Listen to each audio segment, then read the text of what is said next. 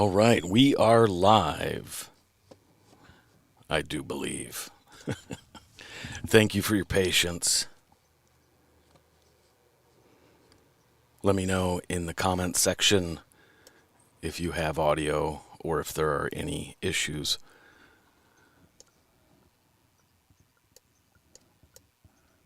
This is definitely the shakedown episode of the live stream.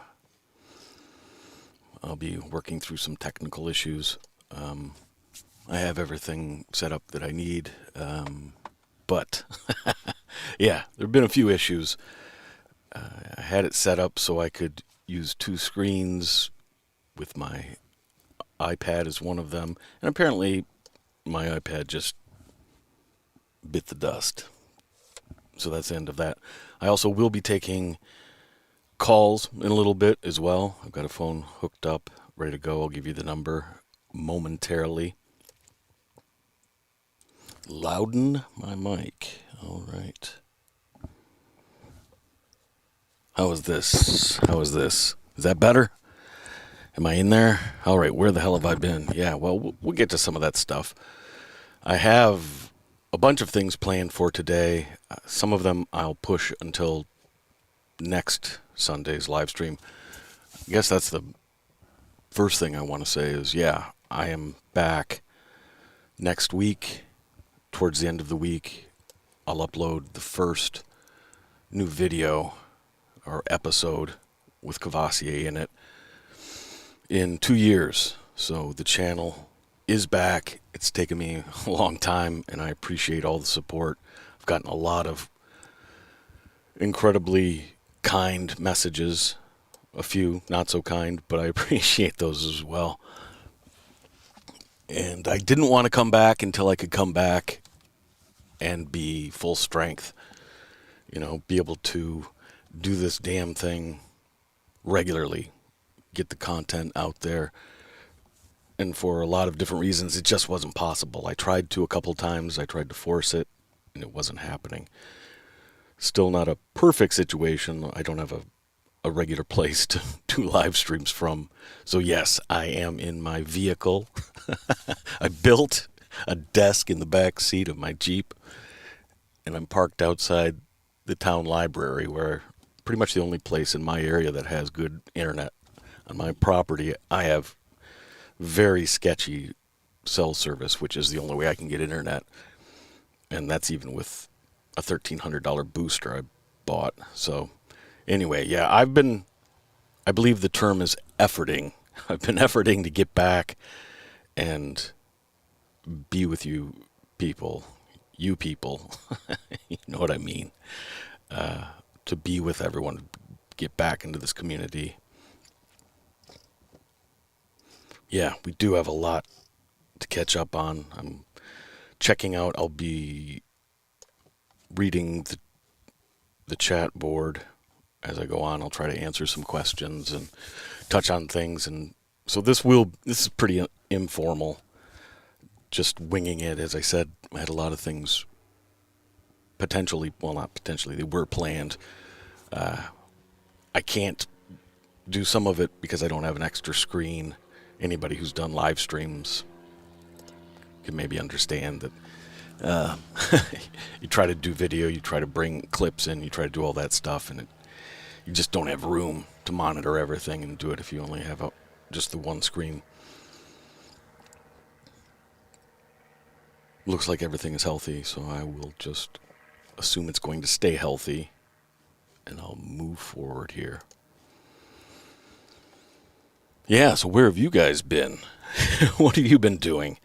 I titled this live stream, or put in the description anyways, that I feel like we are entering or actually in a golden age for MMA. And what I mean by that is across the board, everything's at a very high level. The fighters have been getting better.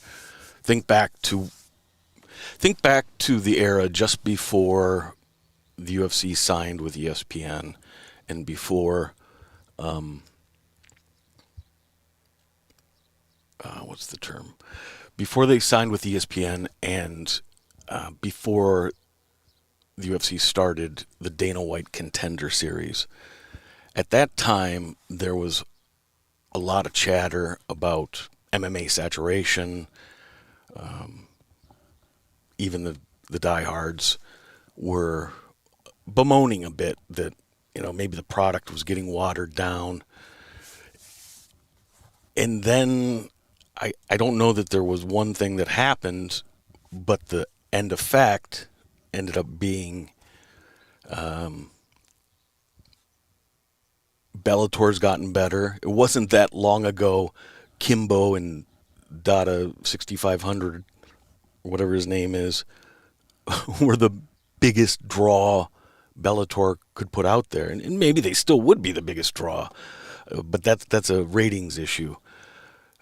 Bellator's cards have gotten, compared to where Bellator was under the first few years of Scott Coker to where it is now, way better. The regional scene, which I'm not all very familiar with, but when I do look into it, when I do catch an event or watch a few fights, everything's gotten better. The UFC, bringing in that Contender Series, I was pretty skeptical. You might also remember it was just before that people were pretty much done watching the Tough Series, the Ultimate Fighter show. I know I was. I hadn't watched maybe the last 5 or 6 episodes. I hadn't even thought about it. Some people put me on to the season where DC coached against Stipe. I went back and watched that season. I ended up doing a couple episodes on it. That was a great season. In fact, I was just chatting with a guy last night about that in context of Daniel Cormier and what he sort of means to the MMA sphere. It's interesting because, as I said, there really seemed to be almost a malaise, and maybe it was a product of the media and all the commenters, but I felt it too. I don't know if you guys felt it. Yeah, one championship, upsided head, one championship was killing it.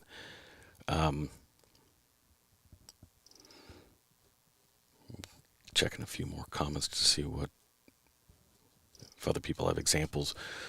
Again, just across the board, there's so much more. It's not just that there's more content, the quality's gotten better.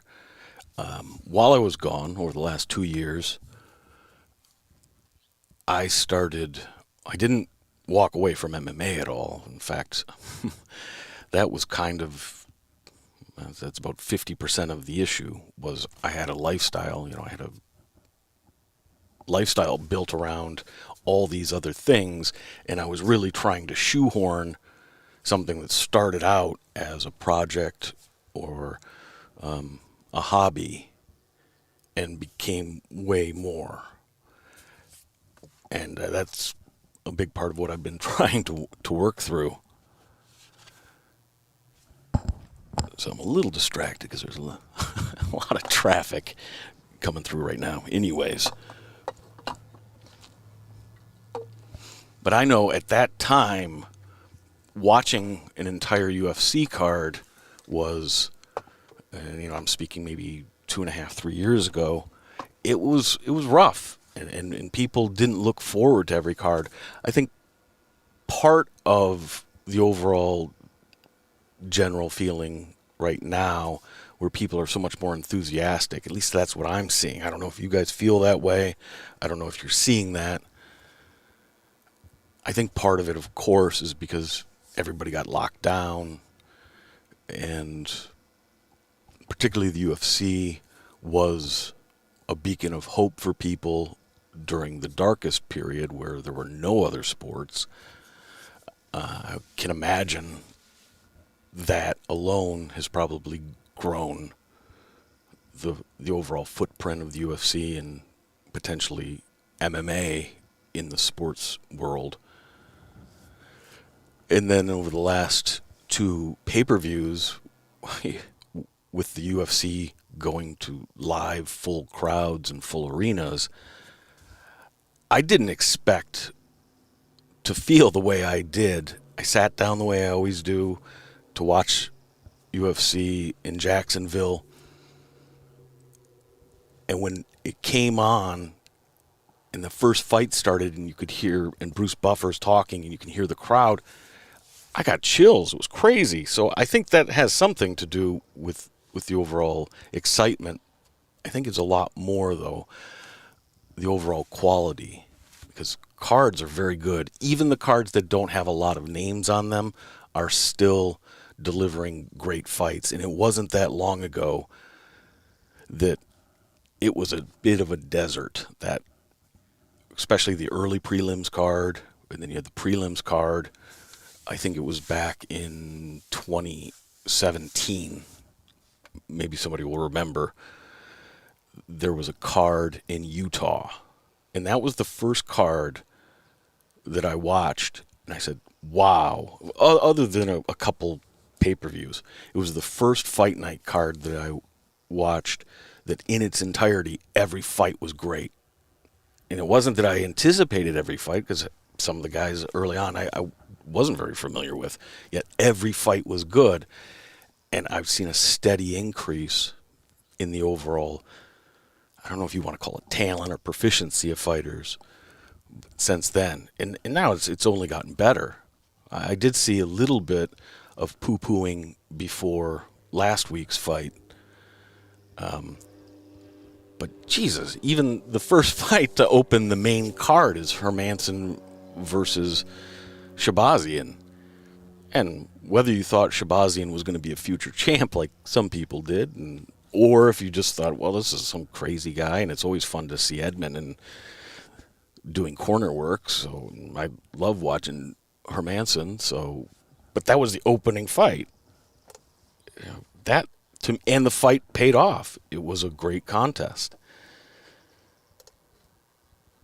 In the future, I'll do a more succinct episode version of playing out this idea of, I have a bunch of notes, but I can't access them without the screen. So I've got a lot of individual points to lay out with the whole Golden Era idea. In a nutshell, I think it means for all of us that things will continue to get better, that we'll get to see more of the fights we want to see. What fight right now would you want to see that isn't either made or potentially going to be made? And I am asking, so let me know in the comment section or in the chat. Certainly there's the Jon Jones thing, but that's its own separate issue, clearly.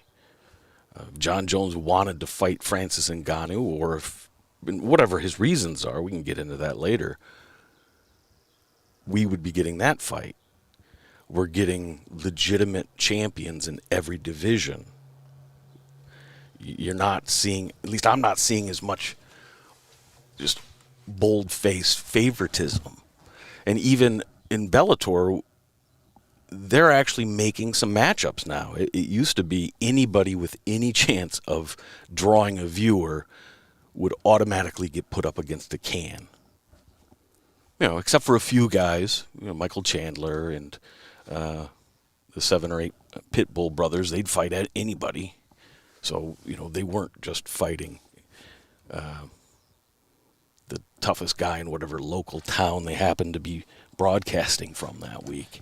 And I think that's huge, because you can do the gimmick fights, but that's not going to allow you to be the second biggest MMA promotion in a healthy way, because that waxes and wanes, like the Paul brothers in boxing. That'll be red hot for as long as it is, but as soon as it starts to cool off, boom, it's over. And there'll be nothing to take its place for another 5 or 10 years.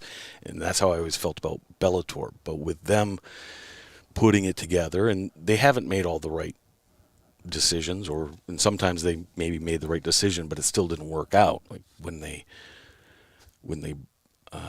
brought in all the rookies, and they brought in a bunch of wrestlers and several guys, Ed Ruth and Aaron Pico, but particularly Scott Coker dug down and grabbed a bunch of college wrestlers that were about to turn pro. And that was a pretty cool move. A good way to circumvent Dana and his big pockets. Didn't necessarily work out, and I don't even mean Aaron Pico so much because he's still worth watching. But a lot of those, I don't know that you want to just get college wrestlers as soon as they're getting into the pros.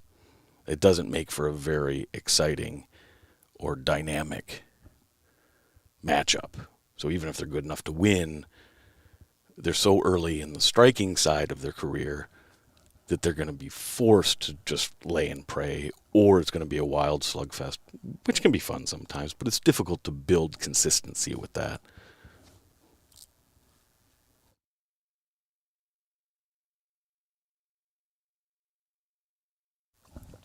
All right. I'll read through here and answer a few questions. I do have to say thank you to everybody. Sincerely, this is great. I wasn't sure if we were going to have nobody or 3 people show up. I still remember for me, the hallmark of the channel was when I went from 4 subscribers to 7 subscribers, because I sat on 4 subscribers for about 4 months, 3.5 months.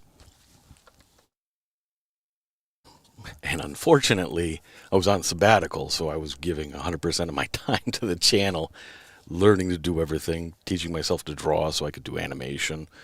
A little bit ridiculous. So I was working a minimum of 80 hours a week, and most weeks I was pushing it to 100 hours a week. And it was a big goddamn deal when the channel went from 4 to 7 viewers. So if there was just 4 or 7 of you in here, that would be cool too. But I appreciate that we're pretty close to 100. And for me, I'm looking at this live stream as the soft opening. Anybody who's worked in the restaurant industry understands that term. Next week, I'll have the technical side together. I'll be on time. I won't be late. And have actual segments. And I'd planned on bringing some specific segments. My screen crashing made it that much more difficult to try to do it, so it seems better now to just steer into it's a live chat and take some calls here in a couple minutes. That'll be interesting. I think that's, who knows what kind of craziness is going to happen from that. I don't know that there are too many people that do that. I think there are a few. Of course, some live streams do that. But within the MMA sphere, I don't think about any of the usual gaggle do that. Of course, Luke Thomas did, and he was real good at it, but he was at an actual radio station. I'm just one dude in the back seat of his car trying to produce this thing. So it'll be fun. Puts the responsibility on you, all of you, anybody that wants to call in. Bring your game and try not to be a jackass, too much of a jackass.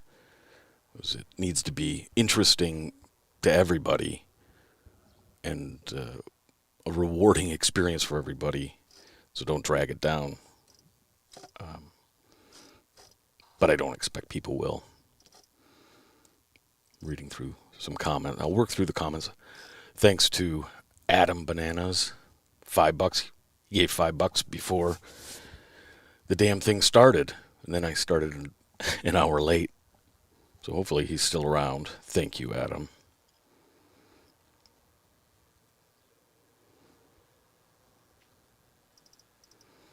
Suggestions I should do Mayweather-Paul analysis. I don't know anything about it, really. I didn't even watch the press conference. I heard about Jake Paul grabbing Mayweather's hat, and that's ridiculous. But it's kind of funny. I did follow the Askren Jake Paul fight a little bit. In fact, I did a little bit of work on it. more than a little bit. I'd hoped to put out an episode around that time based on their, well, I don't know, I guess it was kind of a press conference. But when they had the stare down and the hermetically sealed fish tank they were supposed to walk into, I might do that at the tail end of a live stream sometime when I have the capacity to bring up video and break stuff down live. I might do it just for shits and giggles because it was pretty cool. It was pretty interesting the way those two interacted, and they were such different guys. And then I watched the fight. I didn't watch it live. I just watched it the next day.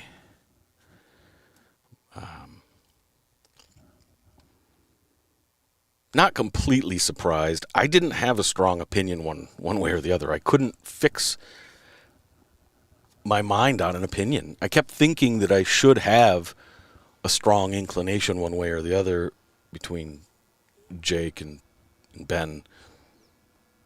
Of course, I personally prefer Ben Askren. He's interesting and he's entertaining. Since he's been in the UFC, he's been more interesting even as a fighter. He was a bit methodical, if you will, in his Bellator and one championship career. Was a little surprised, but then after the fact, of course everything's 2020 in hindsight, right? After the fact, you go, yeah, sort of like Superman. Some of his powers are also his weaknesses.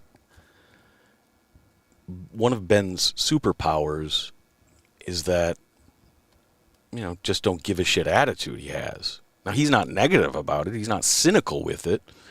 But he's rolling in the board shorts and flip-flops for a reason.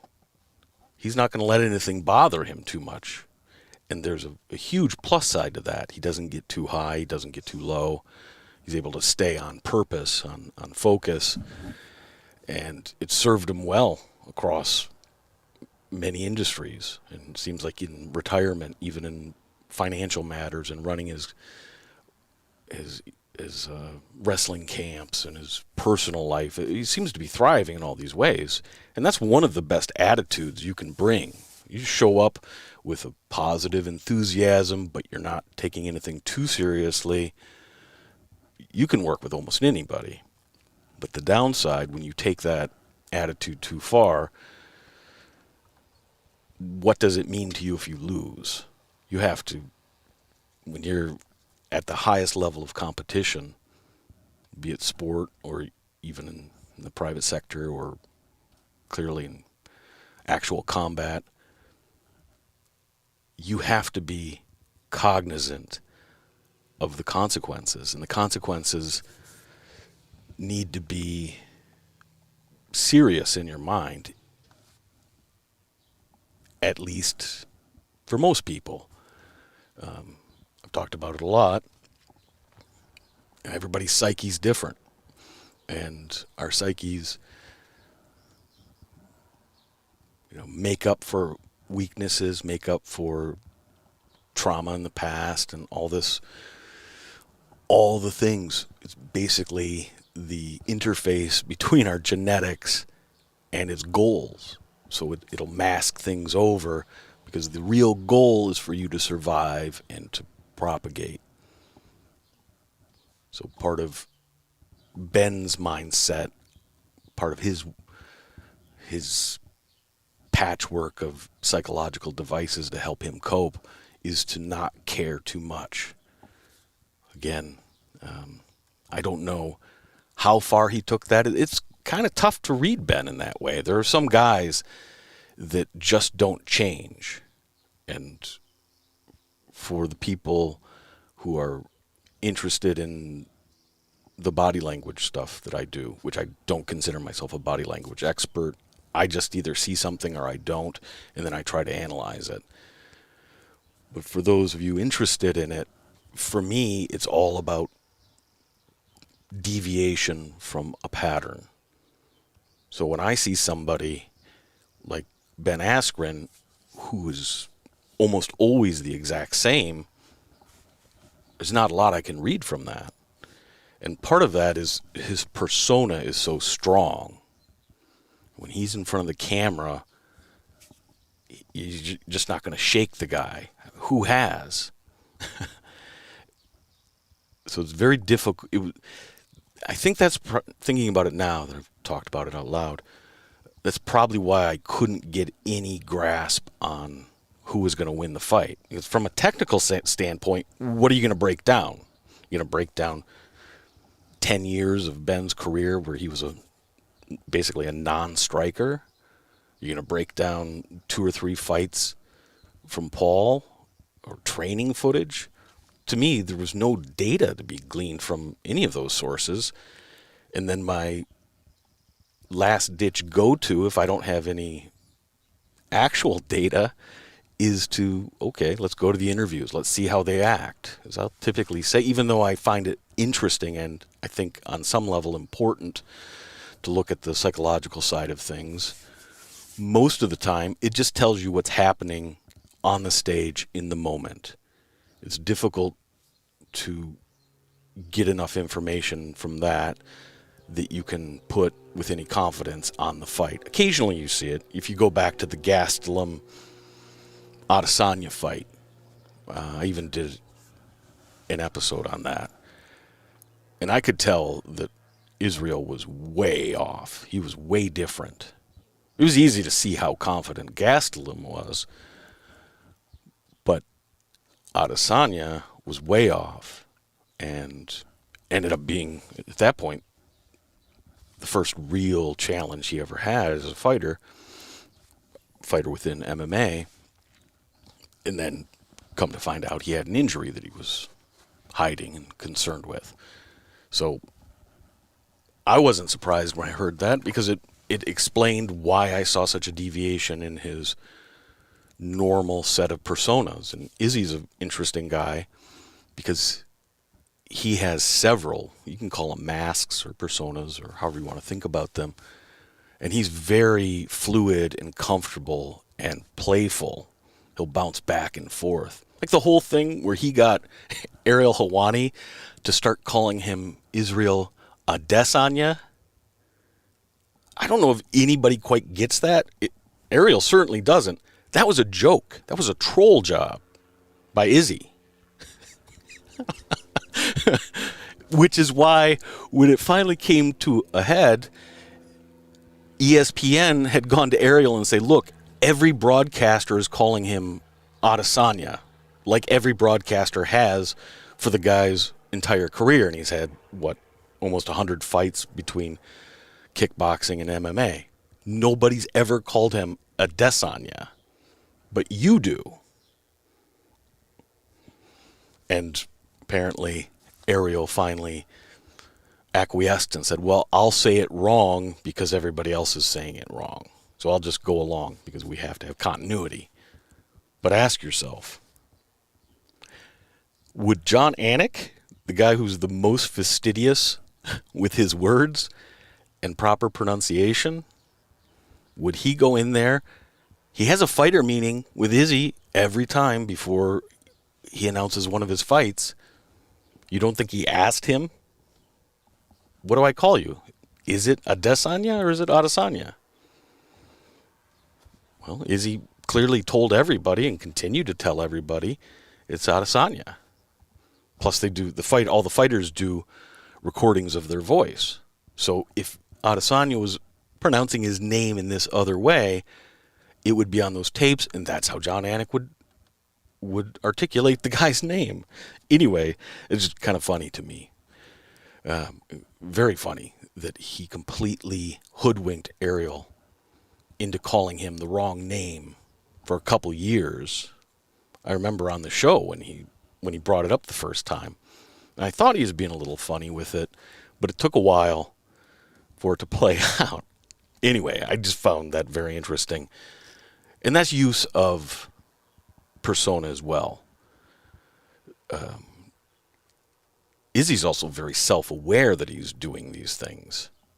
I've seen interviews and read interviews where he talks about, if things are going too smooth, I can't help it. I have to throw a monkey wrench into things.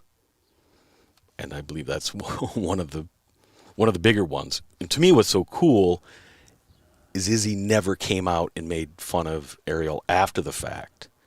That's dry humor. You kind of make a fool out of the guy for a year and a half, 2 years. He's arguing with everybody about the pronunciation of a dude's name. And then when it settles itself out, Izzy doesn't even come out and take credit for it. He's just that cool. Anyway, if I'd done that, I would have to I would have to claim credit.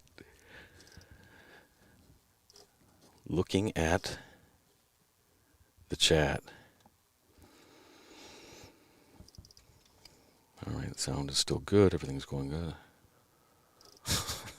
Some people with some funny comments trying to trick me. Haha. Yeah, upside ahead. Yeah, the library sessions. Exactly.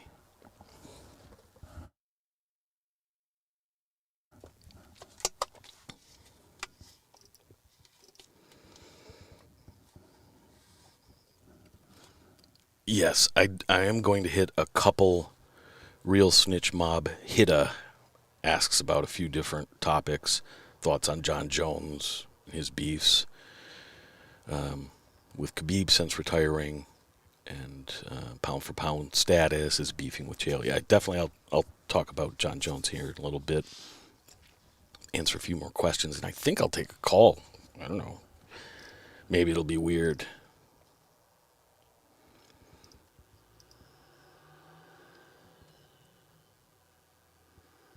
Hanover Fist says the switch from Fox to ESPN was big. Yeah, it was. I was surprised at the time. I don't know about you. How much, what do you want to call it? Soft peddling, not soft peddling, but how much of a soft sell we got from the regular media outlets, the MMA media outlets, when the UFC sold, they were completely wrong. Like all these experts, and there's even a couple dudes that have degrees. I don't know if they work in the field they have degrees in, but they write about finances and business side of MMA. So, they have some expertise anyways, because at least they had a bunch of classes to familiarize themselves with the topics, with the business side of things. And all of those guys were completely wrong about the evaluation, what it would mean, all those things. And I was pretty much shocked that they no-sold the whole UFC going to ESPN. I mean, Jesus. Now, nobody knew that the UFC would play such a prominent role in the development of broadcasting with ESPN. They played a major role during the pandemic, so nobody would be able to predict that was going to happen. Yet still, I guess I go back to when I was a kid and the NHL was on ESPN, but then it went away. And when it went away, it went to Outdoor Life Channel or just some whatever. And NHL's never come back the same. Never the prominence. I think that's part of what allowed basketball to get so much bigger. Not that basketball wasn't always bigger than hockey. There were some markets where NHL was much bigger than NBA, but across the whole country, I'm pretty sure the NBA was pretty much always bigger. Yet now it's not even a conversation. The NBA is so much of a larger presence.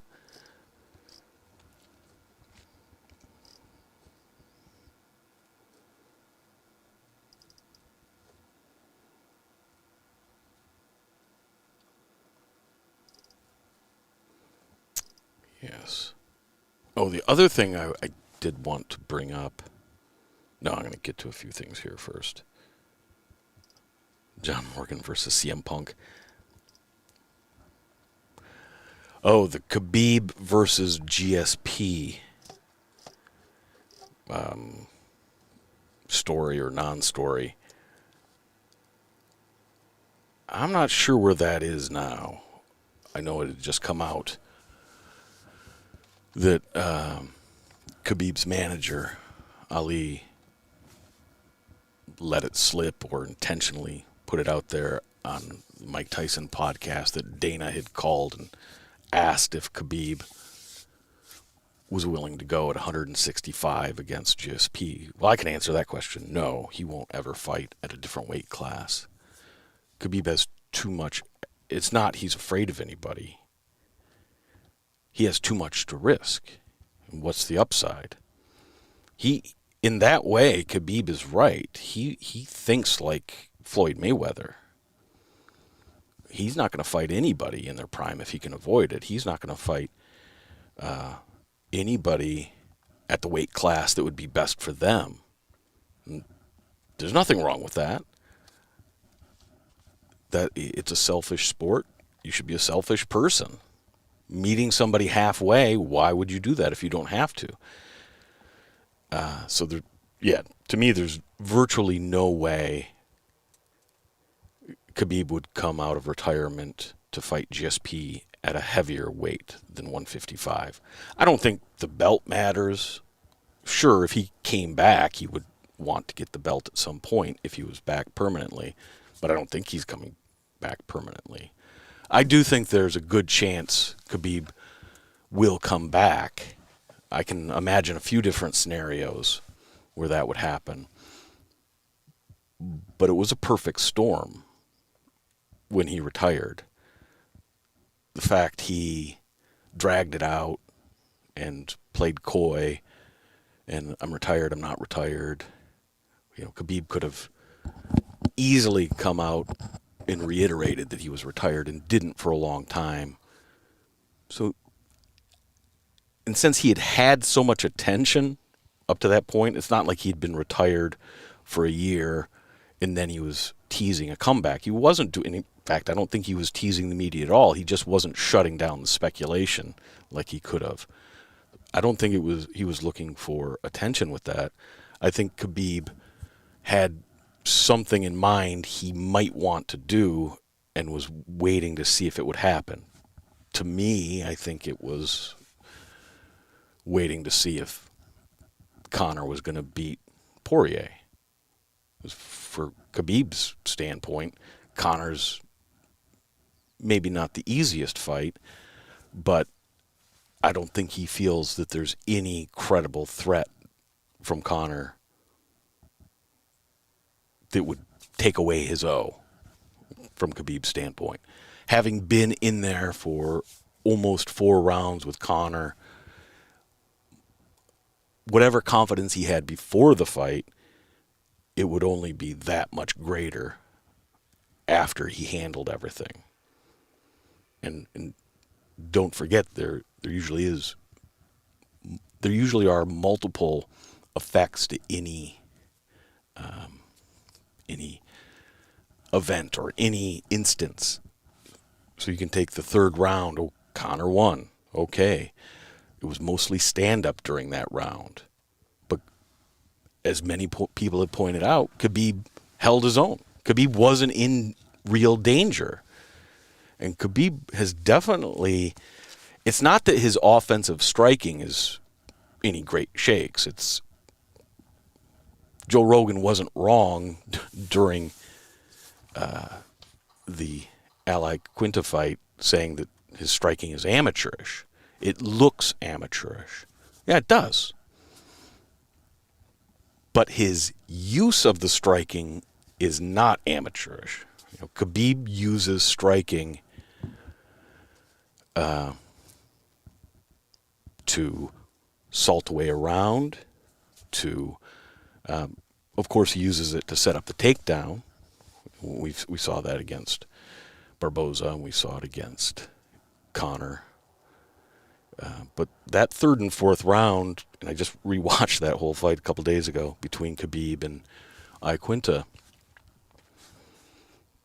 live watching it, and even after the fact, breaking it down a little bit before I'd actually done the episodes, it was easy to walk away and go, oh, this is a hole in Khabib's game.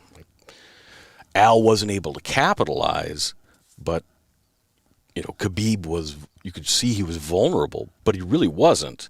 And it wasn't that his offensive striking was so good, it's that he used it with space.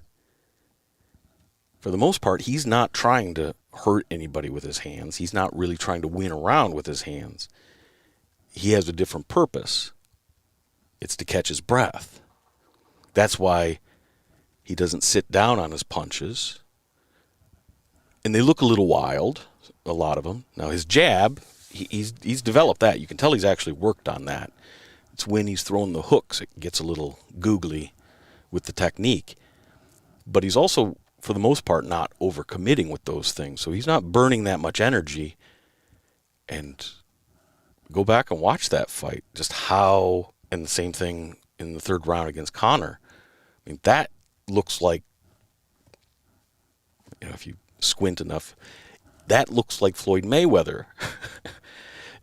From a strategy standpoint, it's get in the guy's face, let him think he can set up and start to work, and as soon as the guy does anything, scamper away. And then you come back in. So you're the only one even though your punches may not look good, you're the only one that's even landing punches, and you are in control of the round. The other guy, they don't expect Khabib to have lateral foot movement. And he kind of doesn't, but he does run forward in a circle around the cage when he's using that technique. It is brilliant. It is tactically and strategically, it is brilliant. And it, even though he doesn't do it often, it is a huge part of what basically makes him, invulnerable. At least thus far he has been. All right. So no, I don't think Khabib's going to come back and fight GSP. I mean, what did Ali say after he said he talked to Dana? From what I understand, he didn't say anything about that. If George wants to cut all the way down to 155, then maybe he'd come back. But I don't even know that he'd be that interested. What's the reward? Khabib already can say he's the best ever. Because Khabib creates his own narratives. He doesn't care if you believe the narrative when he first starts saying it. He's going to just continue to say it. He's not like Jon Jones, who cares what other people think. Jon Jones sees a comment at 3 a.m. that maybe he's not the greatest ever. It upsets his life. Khabib doesn't care what anybody else thinks. You can understand why GSP would want to do it. And this would be the warning or the caveat I would give to Khabib if he was considering it. Nobody's been better at figuring out how to beat specific opponents and do it with true domination than GSP. And GSP isn't going to come back unless he is positive he knows what he wants to do. You just think about Michael Bisping. Bisping had all the advantages. Should have. Now, after the fact, we understand he had a compromised eye. Still, GSP, he always had that grin on his face whenever Michael was giving him too much shit during a presser. GSP would have part nervous, part uncomfortable being in front of a bunch of people, and then part all-knowing, not telling what he knows, grin on GSP. This isn't going to be close. I'm going to take you out. So if GSP were to come back, it doesn't mean he absolutely would win. But GSP wouldn't do it unless he felt 100%. So I just don't see that there's that much for Khabib to do. If Conor ends up winning and goes on a run and does something, Khabib might be enticed back if Conor is obnoxious enough towards Khabib where he feels like he's losing face in his own community, in his country. outside of that, he seems to be rolling.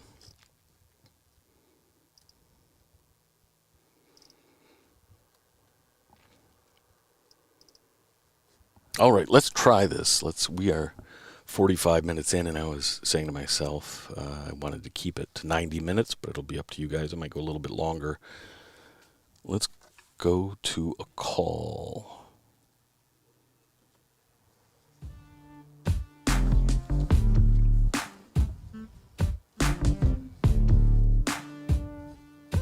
Of course, I got to give you the phone number.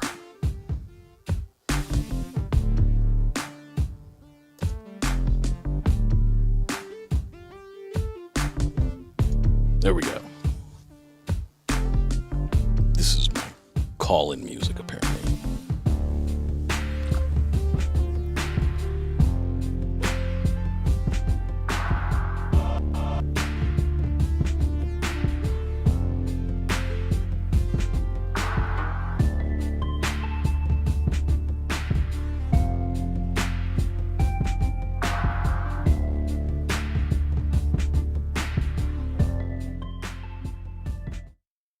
Anyway, the phone number is out there. If somebody wants to call, we'll give it a try. Hey, somebody is calling from Erie, Pennsylvania.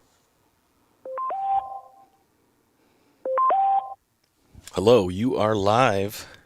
How's it going? It's going well. Hold on a second.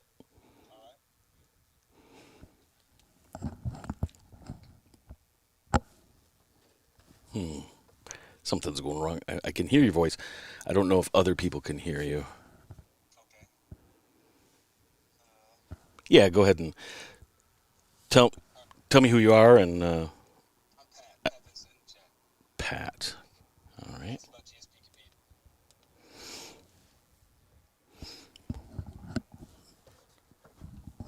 Khabib. All right. Go ahead and ask your question or comment. Like the main card, predictions and stuff. Okay, predictions for what? The Israel main card. Like, let's talk about Israel. Okay. Yeah, definitely. Let me see on the chat if people can hear him.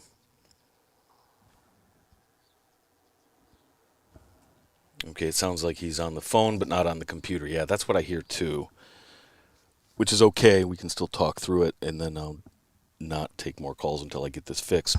What were your thoughts about the Izzy Vettori fight? The first one? Oh, the first one. Okay. Yeah. Back to that, and then we can talk about, to know what's going to happen in the second one, you can talk about the first one a little bit. Sure. Honestly, I think Israel beat his ass. I don't see any. I mean, there's some parts. Vettori had some good things going on, but I don't really see how people say Vettori won that fight.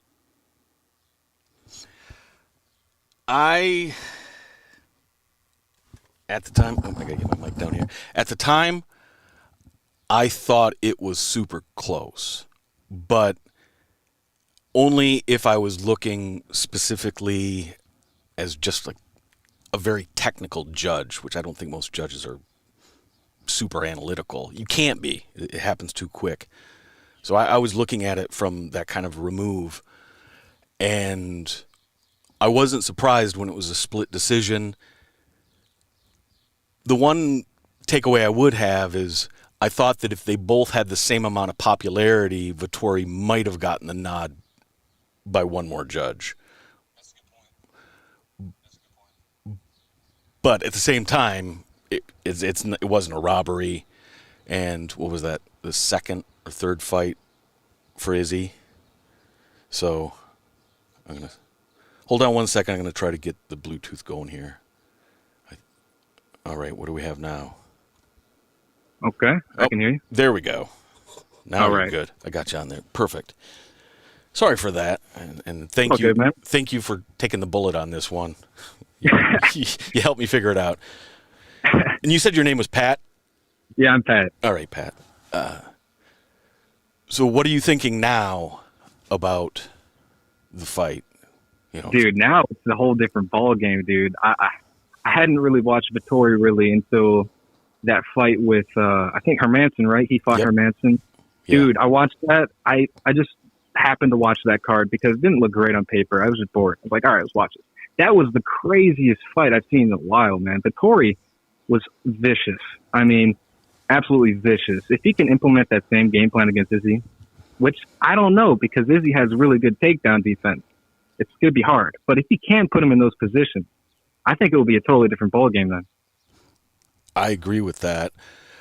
How has your opinion of Adesanya changed since his loss to Blachowicz?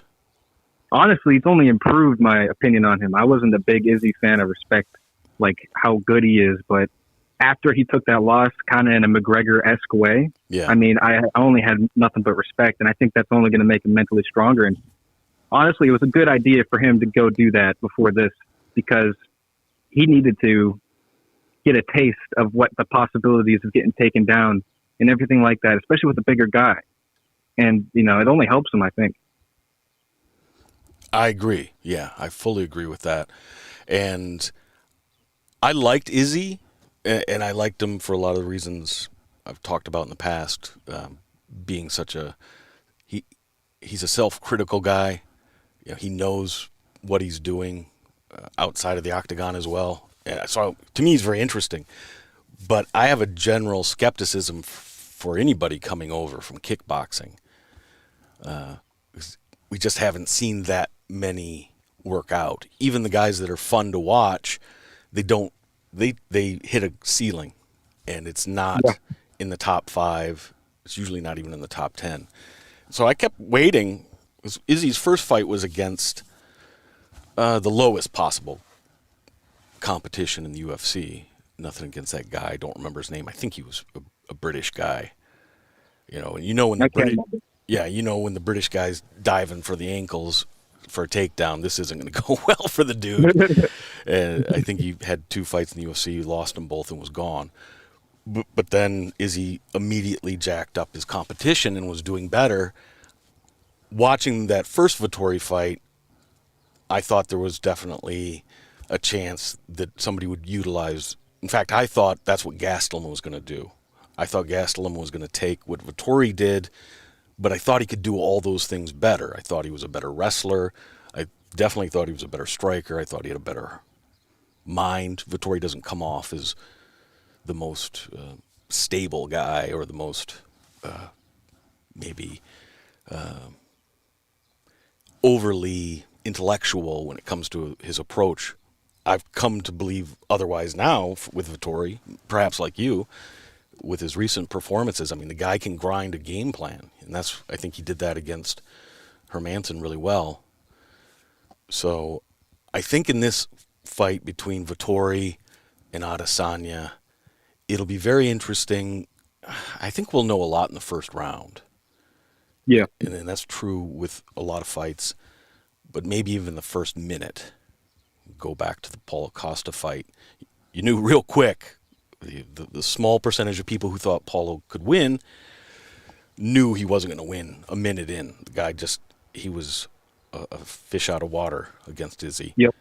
And the Izzy Romero fight, to me, there's so many of these little watershed fights that Izzy's had. It's almost like he's got a Hall of Fame career already because each one tells its own complete story. I didn't upload it, but I did a full episode where I count all the strikes and cut the video so you see every strike and that's all you see. And Romero greatly outstruck Adesanya. Live, I thought it was pretty close, but when I went back and looked, there's no doubt Izzy lost that fight. It's not even, to me, it's not even debatable if you just watch the strikes. And that's what you should be doing because there's no real grappling to judge. But Izzy controlled the ring in a way, sort of like a true matador. He never really hit Romero. Romero did hit him, yet Izzy made it look like Romero was inept. And can Izzy do that to this new version of Vettori? I guess that's the question I have, and that's what I'll be looking for when that fight starts. Yeah. Well, I think we have to also look at two things here. Look at Israel versus Gastelum's fight. Gastelum had that reach disadvantage. I mean, that was ridiculous, but he still would get in the pocket and he would do some damage. It was insane how he could do that. Now, look at Vettori. You're going to have that same type of thing going on. Right. But Vettori has a better gas tank probably than Gastelum. Gastelum is a great gas tank, but Vettori is next level. And he doesn't stop. He reminds me of Colby Covington with that jab in the Hermanson fight. It's all the time. It's all the time. There's no letting up. He doesn't give you time to let up. So when you have that relentless striking and all this and that, and you're thinking about, what's he going to do here? I think there's that possibility where he could take Izzy down just because of how relentless he is on the feet. Yeah, I think so. Hearing you say those things makes me think, okay, do I think Vettori will have a little better ring generalmanship? You know, will he cut Izzy off instead of just following him the way so many fighters have? Romero definitely didn't use the best game plan to try to track the guy down. He basically tried to use Izzy's ego against him. Like, come on, bro, let's bang. Kind of like Costa did. Gastelum, to me, one, he's got a good gas tank for sure. He also has that incredible heart. I think some of the guys, like a Ferguson or the Diaz brothers, they get a lot of credit for having cardio. From what I see, part of it's the cardio, but there are times where if you watch them, their breathing, they look as tired as anybody, but they don't let themselves stop. And Gastelum does let himself stop. You know, he did in that Izzy fight. And I think because he got a little tight, I don't mean quit, but I mean he just allowed his aggression to just come back a little bit, not be quite so over the top with it. If somebody can stay on Izzy the whole time, yeah, that'll make it tough. But then you're also playing his game a little bit because you become more predictable because you're chasing so much or you're being so aggressive. So maybe that leads to a knockout. Who knows? All right. Was there another thing? Well, there's one more thing with that. Vettori, it's a rematch, too. So you got to take that into consideration, right? He might fight emotionally. He's still a little butthurt about that first fight. So I think that's the only thing that could go against him is if he does fight a little too emotional and might get KO'd, but if he can stay composed and, stick to what he's good at, I think Vettori should get that win. Yeah. I don't know where I fall on that, but my instinct at this point is it's the best chance since it's the best chance of somebody beating Izzy at 185 from my perspective since Gastelum, because I thought Gastelum was going to win. Me too. I was real sure about that. And we saw that Izzy had other levels, sort of like Jon Jones versus Gustafsson the first time. Jon should have lost that fight. But going into the fifth round, Jon had heart. Who knew? Jon was so talented, you never needed to know if he had a chin or if he had heart.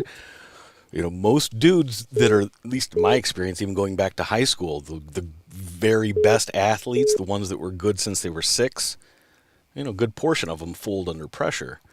And not Jon. So, and now we know not Izzy either. But that is true. Should be a very interesting fight. I thank you, Pat. I hope you'll call again, another podcast. You made for sure. You made a good first caller for sure. You helped me out as well. Thanks, man. All right. Hey, you take care. Yep. Bye. All righty.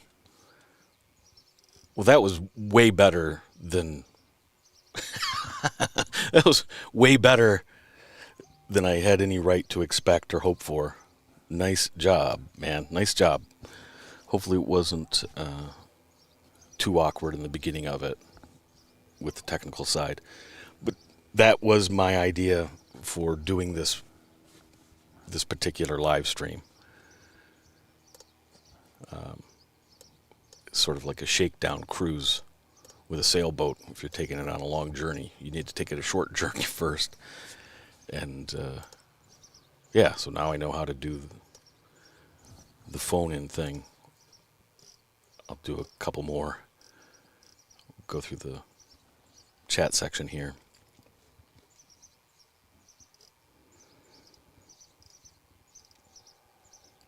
thank you to everybody who's welcoming me back and wishing me well. Thank you. I mentioned that at the beginning, but now we're into it. So I still see people saying that. I appreciate that. Looks like somebody, I can't read their name because it's not in English writing. Anyways, and I can't quite see the picture. It almost looks like David Bowie with a Brazilian blowout haircut. Anyways, this fellow says Vettori won round 1 and 3. Come on, guys. It was Dana's decision. Yeah, there are times I look at that fight and go, yeah, I can give it. But I think the ability, again, I'll go back to Floyd Mayweather. Floyd Mayweather didn't land a single punch in the first round against Conor McGregor in their boxing match. And yet he won 2 or all 3 of the cards, the judges' cards. Now, yes, boxing is corrupt.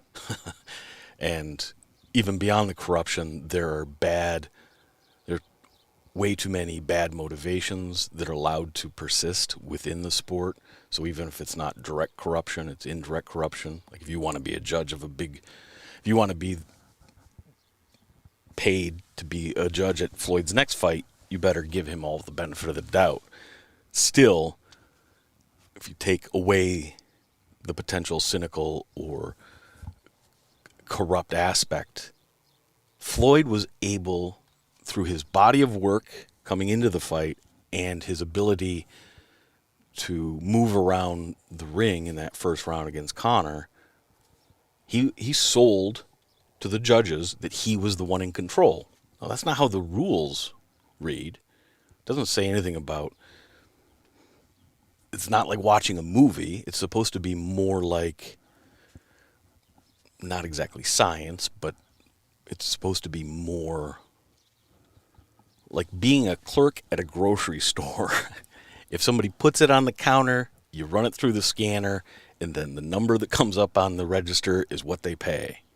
You don't look at their cart and say, well, it looks like it doesn't have that much stuff in it.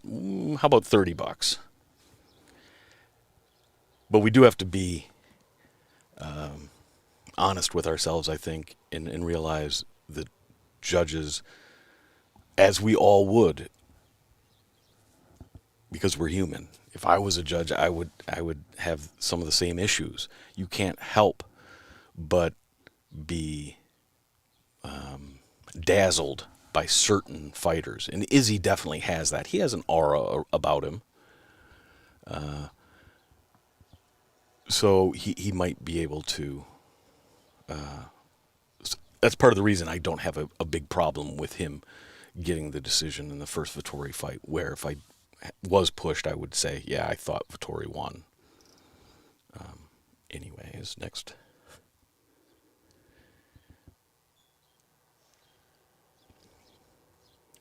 Yeah, sorry for the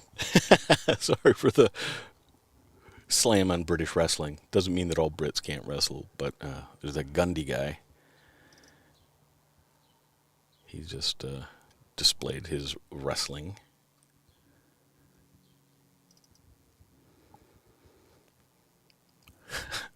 Mixed Partial Farts asks, who is your favorite current champ? Basically, I just wanted to read his screen name. Yeah, for me, I would have to, and I don't mean to parse the question, but I would have to define favorite better, because as I've said in the past, I do my best to try not to be a fan. Clearly, there are some fighters that I'm way more interested in, and I can be interested in them and not like them personally, or I can like them personally, and that's part of what makes them interesting to me. I think if you start at the top, Francis, that's exciting to see Francis Ngannou up there. He could go on a run and become next level. He could make the gates that Conor McGregor was able to draw at the top of his game, look like chump change, I think. And I think he might be able to lure one of the big heavyweight boxers into an MMA fight. How's that for you? That's almost like a hot take. I'd never thought that before, but it just popped out. Yeah, I think that's true. I think if he were to go on a run and, look at Paulie Malignaggi. Conor got so far inside that dude's head before they even sparred together. Paulie lost his... Well, I did a whole piece on this. Again, as one of those that I didn't release. I may release this one later because I find it so interesting. Paulie was at a crossroads in his own life. When he was a kid and he started boxing, if you were a boxer, it meant you were tough. It meant you had to be respected. It meant you were the toughest guy on the block. You could literally defend yourself, because if you got into a fight, you would probably win against even bigger guys if you had a little bit of boxing technique. But something happened over certainly the last decade. And most people now understand that you can be quite a good boxer, but a high school wrestler will kick your ass almost every time. It's one of the things that made the dynamic between Conor and Floyd so interesting during their tour. Is everybody there knew Floyd was in mortal danger if anything were to happen. Now, of course, not really in mortal danger because people would jump in, and Conor also valued the check he was about to cash, so he wasn't going to do anything. And he's a guy that would rather get you with his wit than his fists in a situation like that anyways, unless you really get under his skin like Khabib was able to do. So I do think, for as much respect as boxing has gotten back in the last few years, and it's up and down, hey, at least boxing's relevant. That was the first combat sport that I ever loved. As a kid, boxing, I was all into boxing.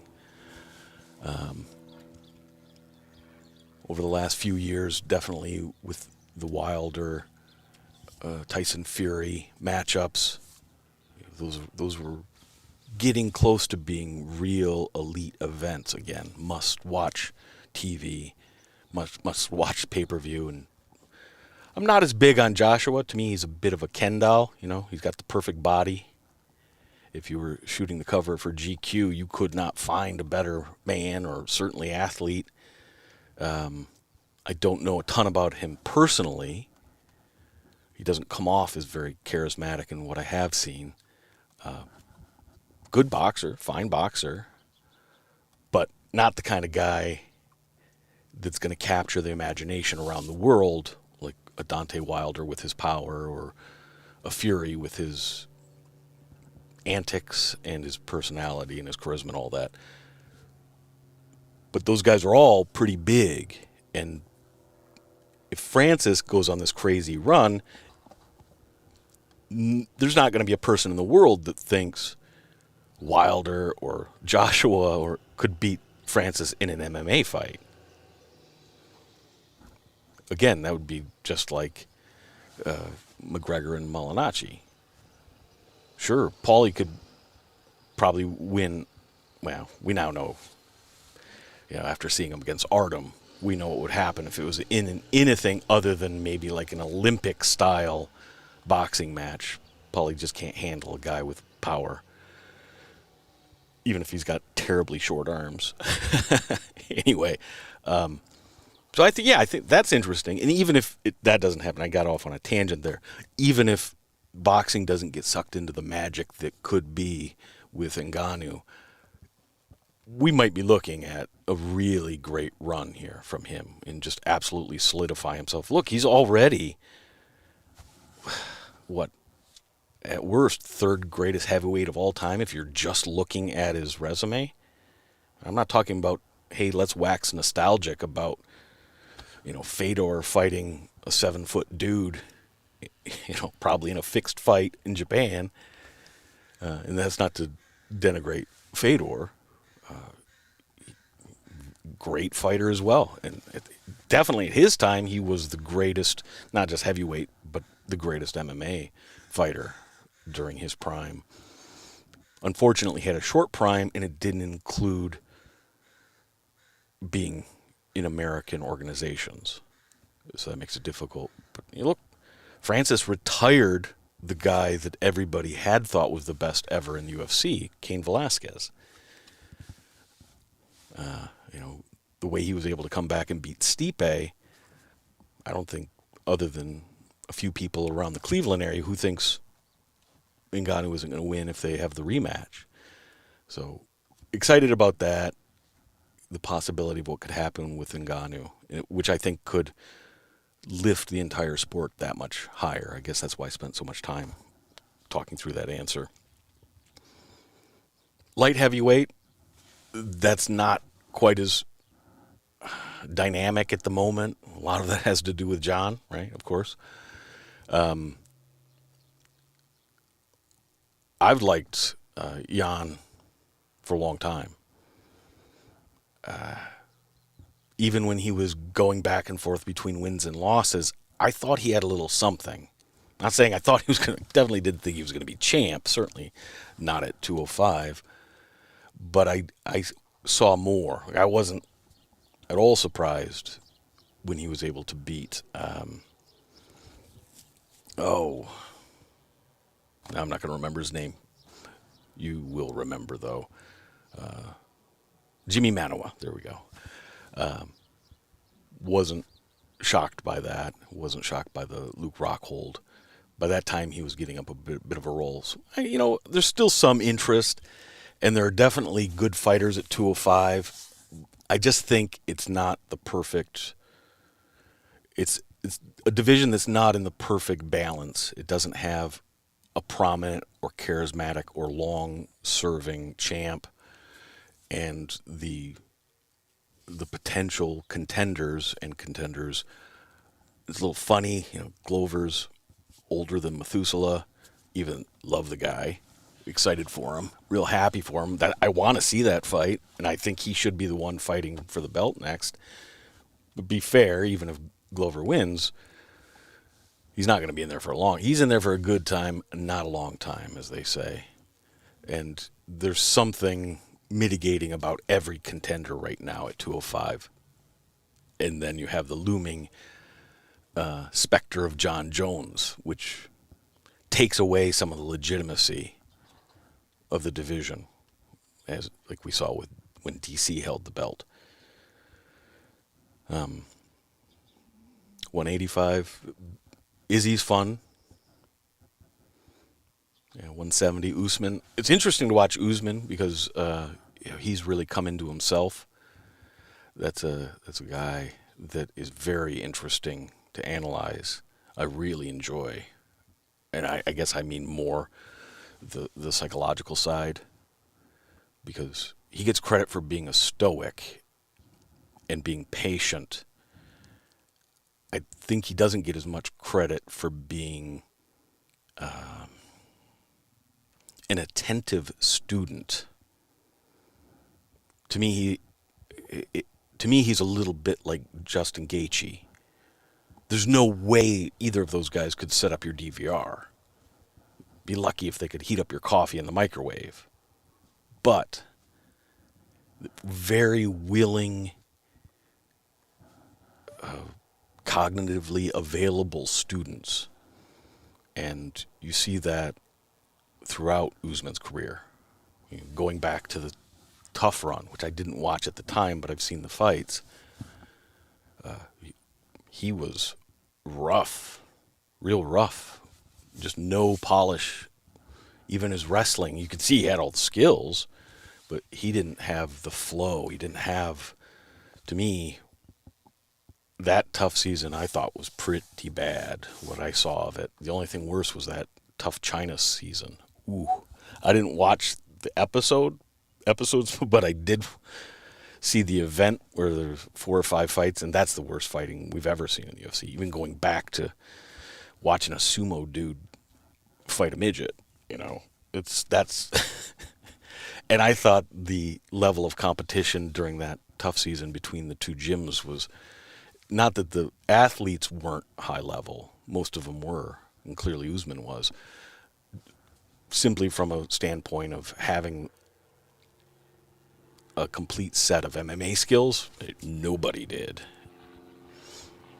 And, you haven't seen, I don't know that anybody else from that season has survived. And from my perspective at the time, Usman shouldn't have either. Look, most of those fights Usman was winning early in his career, even though he was dominant on the scorecard, he was not dominant. He was barely holding on to the positions he needed to have to be able to win. And sometimes you see that from wrestlers. When they get to do what they want to do, however easy or difficult it is for them, they clearly win a round. But if they can't quite do the thing, then it's 100% bad for them. Now we're seeing with Usman, that's not the case. So to me, that's exciting to watch him. 55, it's the healthiest. The division is better. I won't say that. I will say the division is healthier than we've seen it since before Benson Henderson. It's a bit of a, to me, it's a bit of a cliche when everybody has said 155 pounds is the best division in MMA, and it usually is very close, and it has been even over that time period. But the actual fights just never worked out the way you would think they would on paper, and people didn't perform to the same level. Think about Max Holloway and his performance against Kattar, or his two fights against Volkanovski, which I believe he won both. The first one, it's not even questionable. The only person I ever heard say that Max won the first one was Chael. Chael said it. Now more people are saying it. But I think most people are conflating the first and second fights. First fight wasn't close. Not on the scorecard. It was close athletically, and you could see that Max only needed to do a little more to be able to take the rounds, but he clearly didn't. The second fight, I can see why. That's more of a toss-up. But what fights have we seen over the last 5 years at 155 pounds that come anywhere close to what we've seen at the top of some of the other divisions? And so judging it from that perspective, I expect to see much better fights.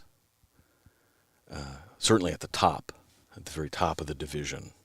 Because after Frankie, you have, Benson Henderson, which in one way, the guy's just a goddamn maverick.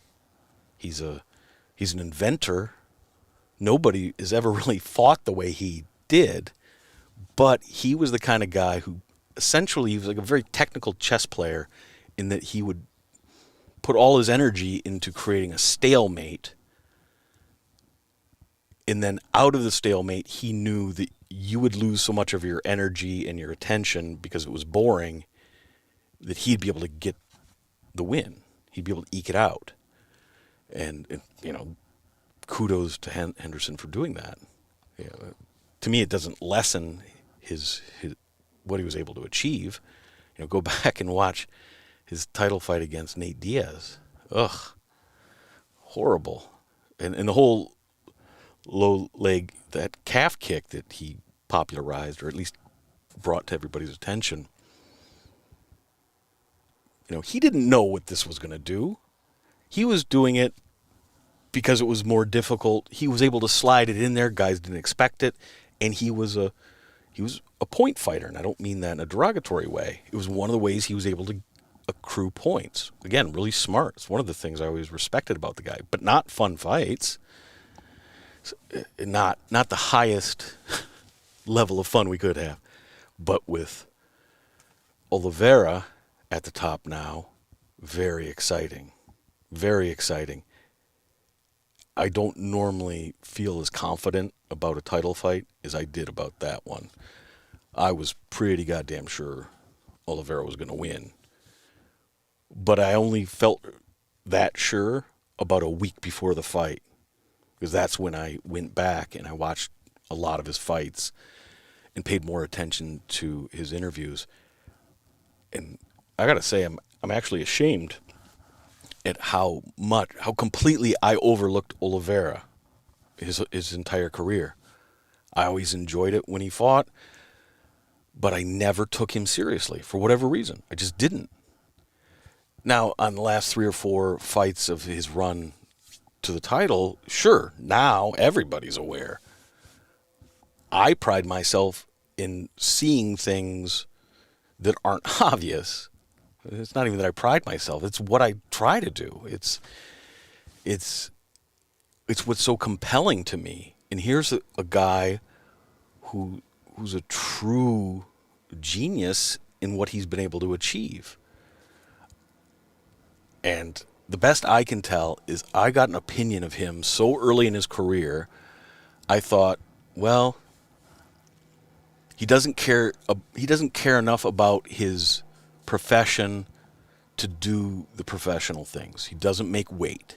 He doesn't even know what weight class he should be in.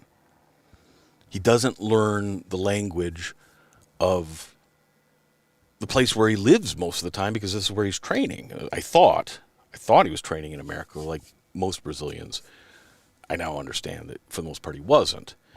And I don't hold it against somebody if they don't want to learn it. But if you want to go to the top, if you were...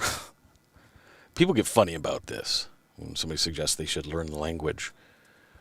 I don't know. If you went to college to be an accountant and you wanted to work in China and you just refused to learn the language, who's the asshole in that situation? Pretty clear. It's you. And particularly if you're in an industry where the amount of money you make is so directly related to you being relatable to the fan base. So to me, those were all... It wasn't that I didn't like it personally. I don't care personally if somebody makes weight or not. But looking at a fighter as a puzzle, I saw a pattern of a guy who wasn't professional. And maybe he wasn't professional at that part of his career. Jeez, what was he, 19, 20 when he came into the UFC? And the way he's developed. But when I went back and watched his fights, it hit me. Everything became clear as day. It's like, oh, there's no way Chandler can beat this guy. Well, there's the one way. He might get a crazy lucky punch. And he has a lot of power. But I didn't think he'd be able to deliver it. I was almost positive he wasn't going to be able to do what he did to Hooker, because that punch was not lucky. He set that up clearly and baited Hooker into taking that left. And I just didn't see any evidence that he'd be able to manipulate or bully or trap Oliveira. That just isn't what Oliveira is about anymore. And Oliveira was so much more skilled in, I think, every area, or at least had a way to mitigate an advantage, if there was one, with the wrestling from Chandler. I think I differ from a lot of opinions that I've heard from the usual gaggle anyway. I don't see Oliveira as a short-run champ. I think he has the potential to go on a very long run. When I look at the matchups, sure, theoretically anybody can win any fight, that being the caveat. What's the likelihood any of the matchups are really going to catch him? I think he's going to go on a good run. I guess I'm going to just run through the whole thing, through all the divisions. 45, I think 45 is the second best division. It's the only thing that's truly close to the best division.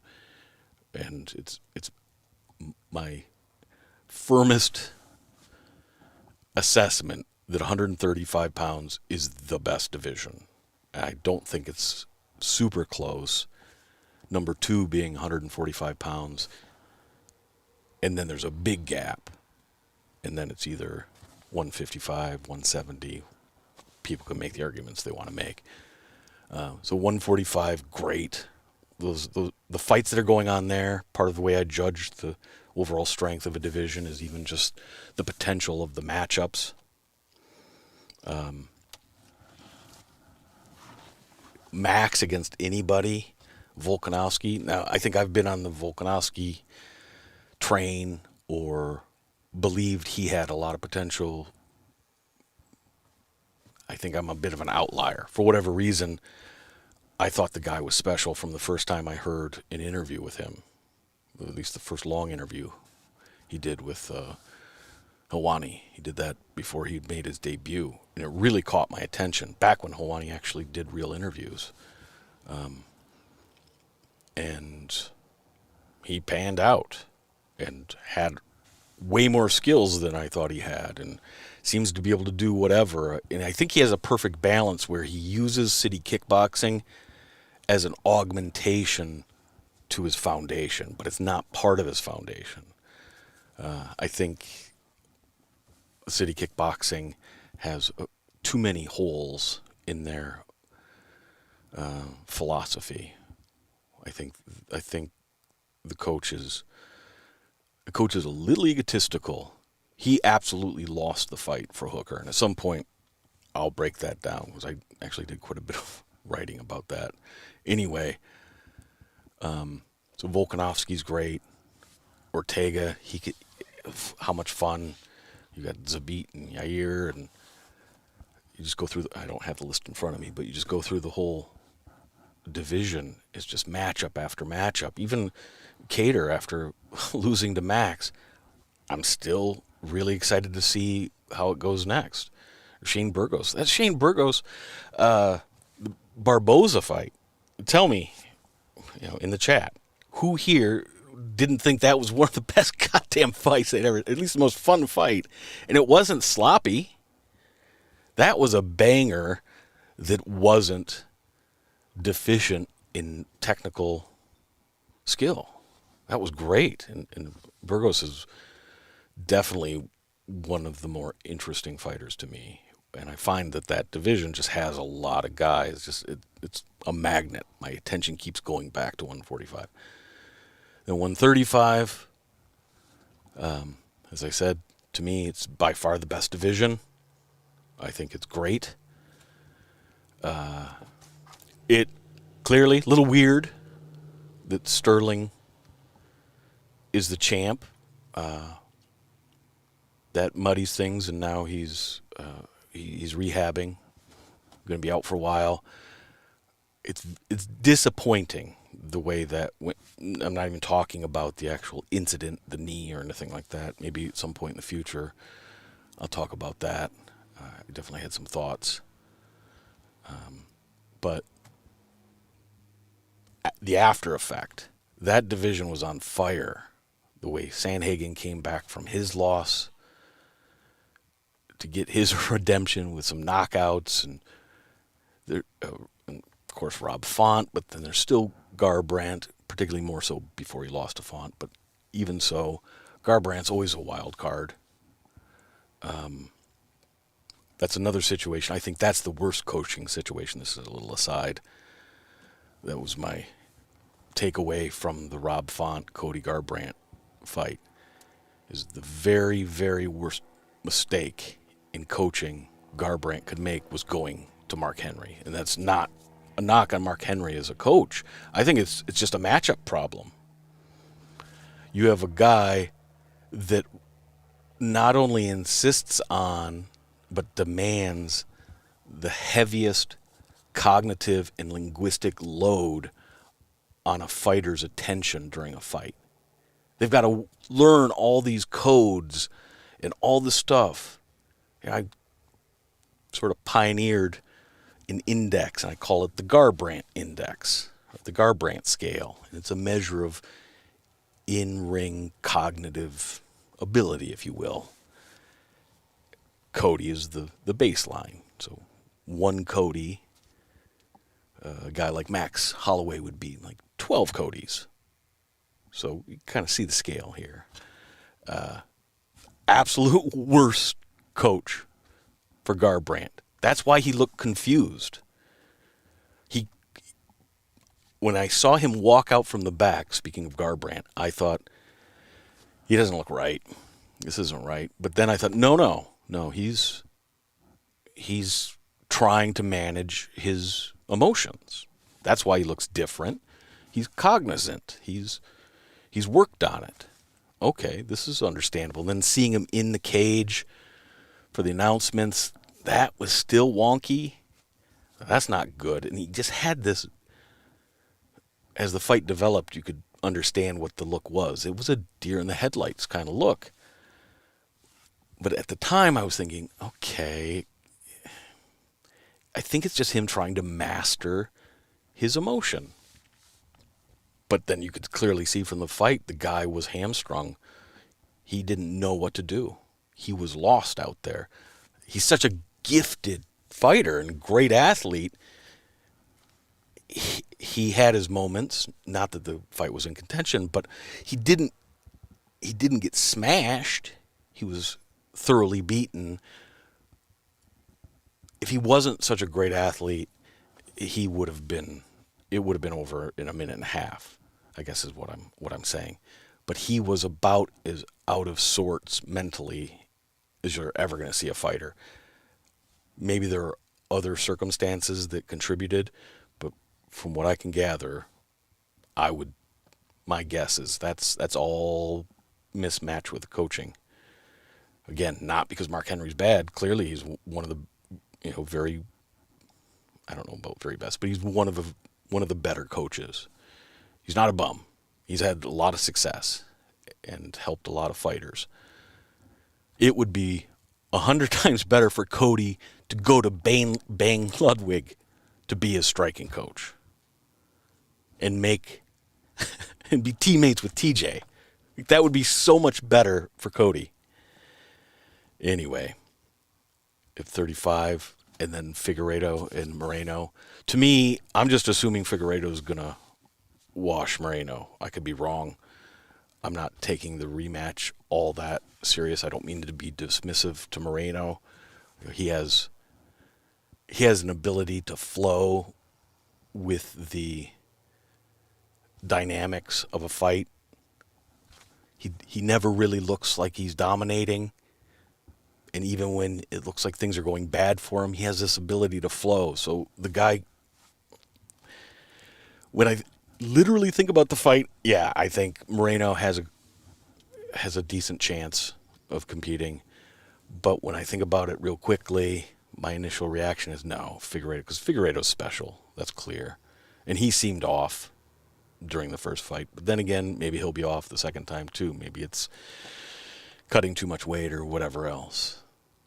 So that's a very long-winded way of saying who my favorite current champ is, and I didn't really answer it because I didn't know the answer. I'm going to say, Jesus, how about this? Peter Yan. He's my favorite current champ of the UFC, and he's not even the champ. I guess he's the one that I'm most interested in watching.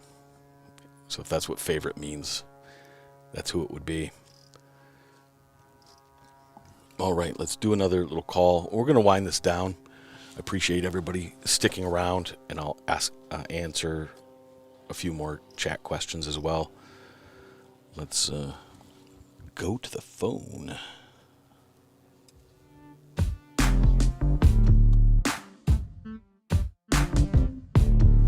That means go ahead and call.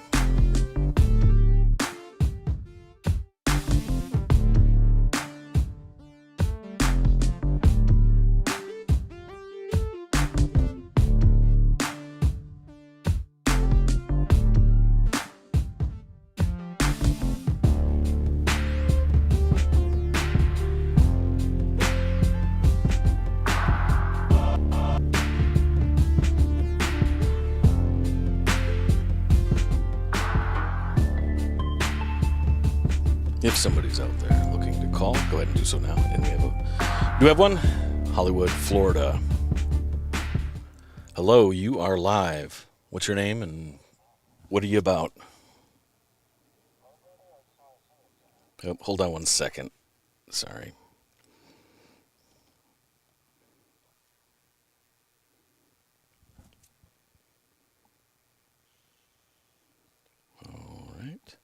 All right. You're good now.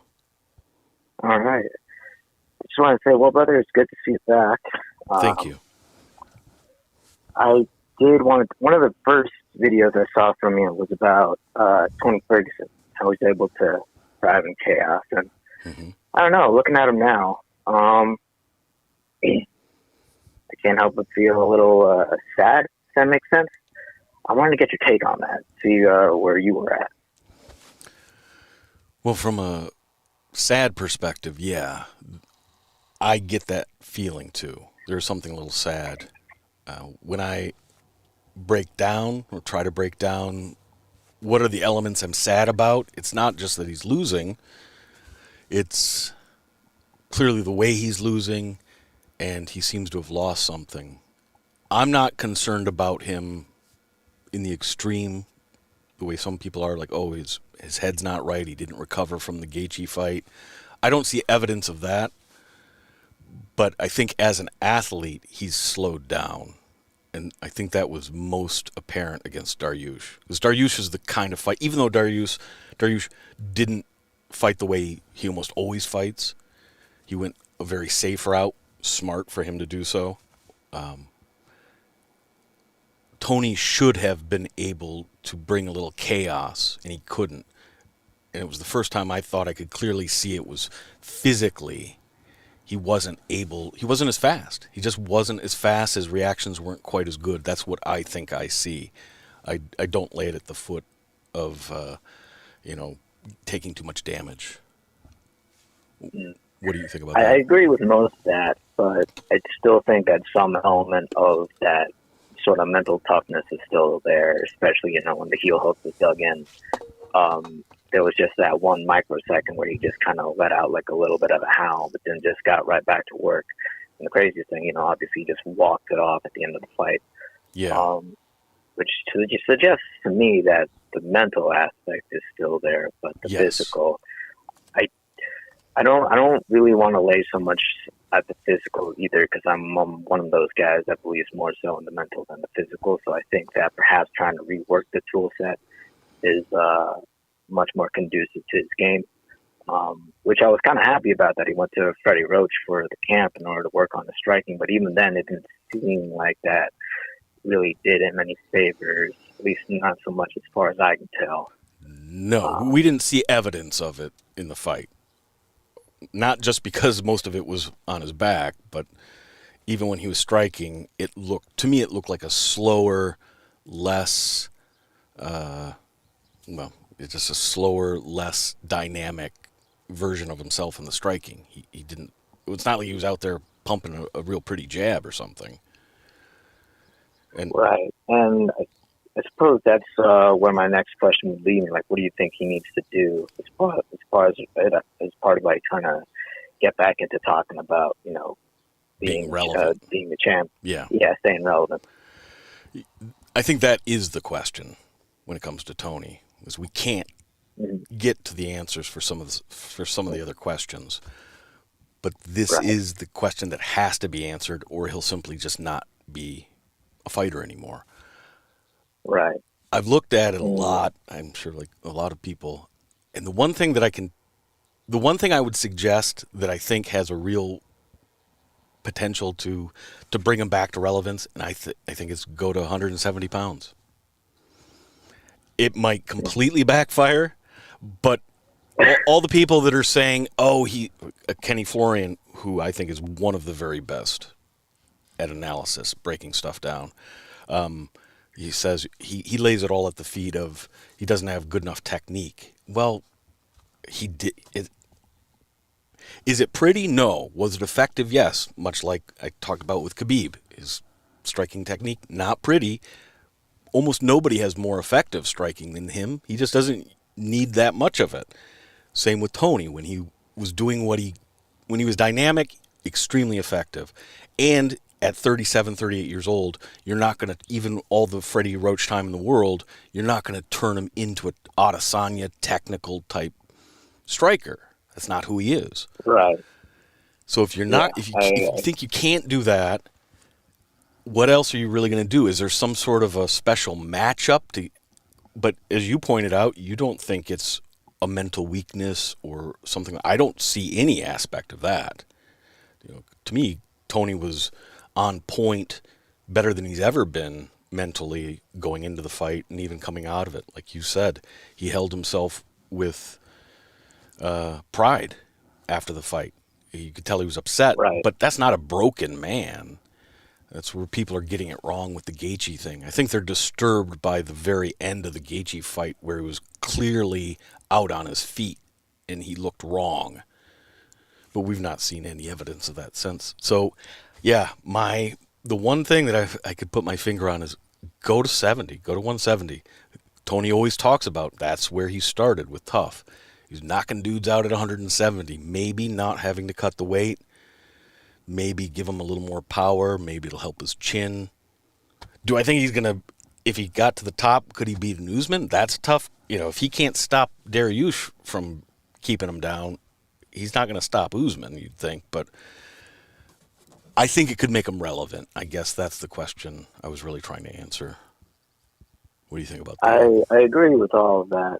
I don't really have much to ask, though. I did want to say something to an earlier point about you talking about sort of like a UFC Golden Era. Sure. The only thing I would have to say to that is that it's easy to say that in the moment. And don't get me wrong, Mm-hmm. I'm right there with you. I'm thinking like everything's hot shit. Can't wait for the next card. But we really won't know until, history starts to distance itself more so from the time of current events. I don't necessarily know if that makes sense or not, but perfectly. Everything. Yeah. Hindsight's usually 20/20, so to speak. But we got a bunch of killers in almost every weight class, I think, and this might make me a couple enemies, and I'm going to catch a lot of flack for this. But I think that as far as like women's MMA is concerned, there's still a lot more development needed in that aspect. Sure. I mean, if you look at Nunes, she's lording over both divisions, and I'm just waiting for her to retire because she's just that dominant that everybody's being held up as far as I can tell. Right.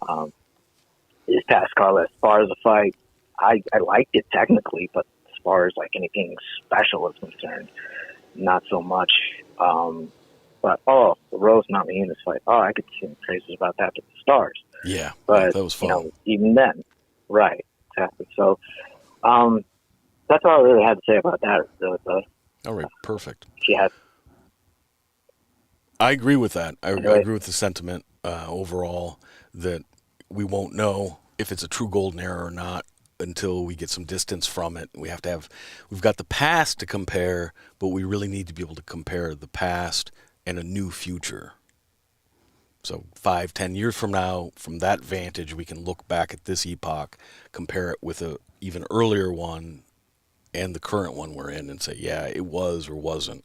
I guess my most fundamental point with the idea of the golden era is that it's just in a healthy spot because of the way things, even just the broadcast crew, even Bellator got a little better with their broadcast. They dumped Goldie.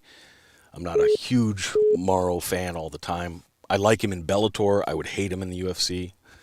If that makes sense, I don't know. Yeah. Because he's got a shtick, and it is fun, and I like it. It gets you excited. But he's more appropriate in the 3-ring circles rather than the octagon. So I think overall it's healthier. It's in a healthy spot, and I think we're going to see a lot of dynamic growth. But you're 100% right. We won't know until the future, and maybe I'm just giddy and excited like everybody else because we're seeing so many good fights right now. But I didn't get your name. Yeah, I didn't know if you wanted to give it or not, or a screen name. Oh, my bad. Yeah, Mikey. I was Michael on chat, just saying, what's up and everything. Oh, okay, cool. So you made it 2 good callers in a row. Maybe this is just how it's going to work. I appreciate it. Make sure you. Hopefully, you tend to attract more of the cerebral type of fellas, I would say. So sometimes. There's that. Sometimes. Maj always fucking varies on the internet. That's for sure. Maybe you haven't read all the comments under some of my videos. But anyways, they keep me honest, and I appreciate that, and I appreciate your call as well, man. Talk to you again. All right, brother. Take it easy. Yep. Bye. There we go. Yeah, 2 for 2 with the calls. I'm digging it. I appreciate everybody hanging out. We've gone now. We're getting close on 2 hours, and I definitely want to wrap it up at 2 hours. I'm happy that we were able to make something work. Enough of you stuck around, and even though I was late, I certainly appreciate it. So we'll go through a few more questions, maybe take one more call and get out of here. I do want to mention next week, same time, same place. Oh, no, not same time. Actually, on time next week. I'll be doing the live stream at 11 a.m. Pacific time, 2 p.m. Eastern time, and what does that make it, 7 p.m. in London. I just put those numbers out there because there are a lot of people, in the community that I've been chatting back and forth with for a lot of years that are across the pond as well. In fact, when I did the 3 live streams, just sort of randomly, because I couldn't stop myself, I had to make contact with some people a year ago. I put it out, like, what day makes sense to do if I was going to do a regular live stream? And I was surprised. It was like 40% of the responses were Sunday, which I wouldn't have thought of, for whatever reason. And then I thought about it because the next closest was whatever day, a Wednesday or a Saturday after the fights, and that was maybe 10%, and everything else was less. Yeah, that's true. There's not anything that really comes out on Sunday, and I'm sure there are some people doing some live stuff that's worth watching, but on the usual gaggle level, on the corporate level of media creation, content creation, if you will, nobody's doing anything. Maybe Luke does something on Sundays once in a while, but I don't think it's regular. So it made sense. I'm happy with Sunday. It'll be a little bit funnier, or at least an adjustment period for me. Because I typically, I don't know, a little inside secret about me, I typically record, DVR the fights and watch them the next day, early in the morning. That's because I like to be able to pause it, and I just stay off social media. I don't use it for anything other than my channel anyways. I haven't used personal social media in 5 or 6 years, so it's not even on my phone. And that's how I watch fights. So it's going to be a weird adjustment for me to watch fights live. Another thing is I hate commercials. I just can't abide commercials. It's just not my thing. It's probably my weirdest quirk. I can't sit in a room with a commercial. If the sound's on. It just drives me crazy. It doesn't matter even if I like the product. It just weirds me out. Anyway, so I'll be watching the fights live, which gives me a different opportunity. It would then open up the possibility of doing post-fight stuff, or I'm not so much into writing Twitter comments during the fight because I just, well, you know how I am. I'm a bit verbose, ramble on. Twitter isn't my best forum, or it's not the most interesting to me. But I am anticipating having a little better spirit of camaraderie with everyone watching it real time. One of the downsides is I can't see what other people are saying at the time. Go on when I'm watching it the next day and I go on Twitter, it doesn't have the same feel as the times I've watched fights live. So I probably will do some live streams after big events if there's interest in it. But yeah, it's definitely going to be the Sunday. And moving forward, it'll get a little more structured in a good way, I think, where I'll have actual segments, I'll have clips, I'll do breakdowns. What I want it to be is a combination between this, just talking and being direct with everyone and hearing what you have to say and taking calls. That's super important to me. I knew I wouldn't be able to come back until I could do some phone calls and have direct interaction more than just typing a few characters into a chat. But, oh no, where was I? I have to be careful where I put my eyes. If I take it off the screen, I'm looking out my front window and I just see all these crazy people walking by. And then all of a sudden I lose my train of thought. So yeah, things will get structured better as we move along. It'll be a little more. I want it to be a combination of a lot of what I try to put into my episodes, the things that Cavassier does. That's more a little deeper dive, but it's very specific and tight and constructed, not so loosey-goosey and going off on tangents and all that kind of stuff. I want to bring some of those elements in, and I'm depending on everyone here to help me keep that train on the tracks. Okay, I want to answer a couple more questions. A lot of people talking about the whole Fabia thing, and I got a lot of messages, the Joshua Fabia.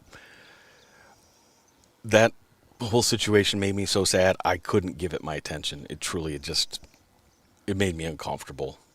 It sort of overwhelmed me.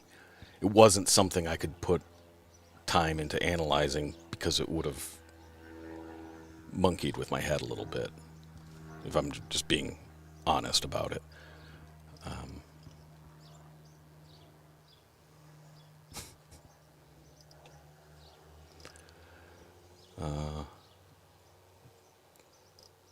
Jon Jones. Oh, yeah, I didn't get to Jon Jones. I've got way too much to talk about. I've broken some of that down, so I'll bring that out next week, where I think John's going with things, and because there's so many, it's interesting, and the fact that Chael is sort of baiting him.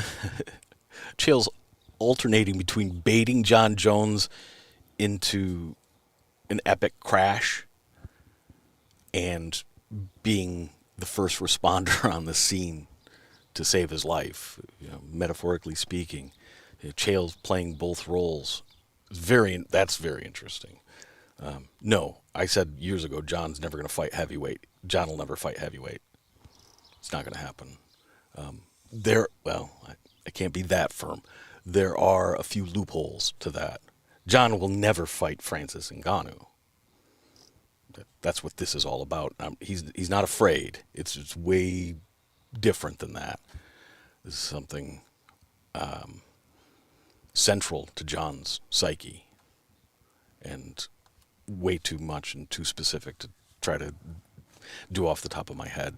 But I've worked on versions of that episode for years.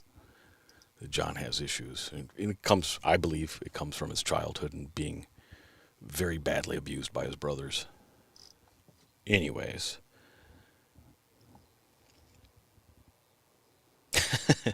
Tony Ferguson is the kind of guy who can write alpaca thesaurus backwards.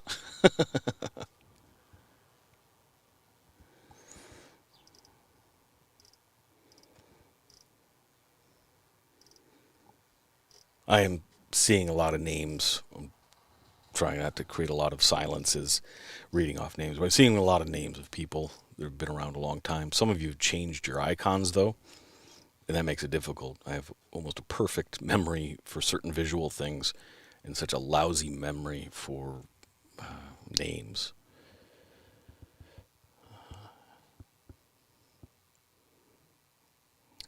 .209 John says, Jon Jones has the top 1% richest contracts in the UFC, but won't fight for that amount.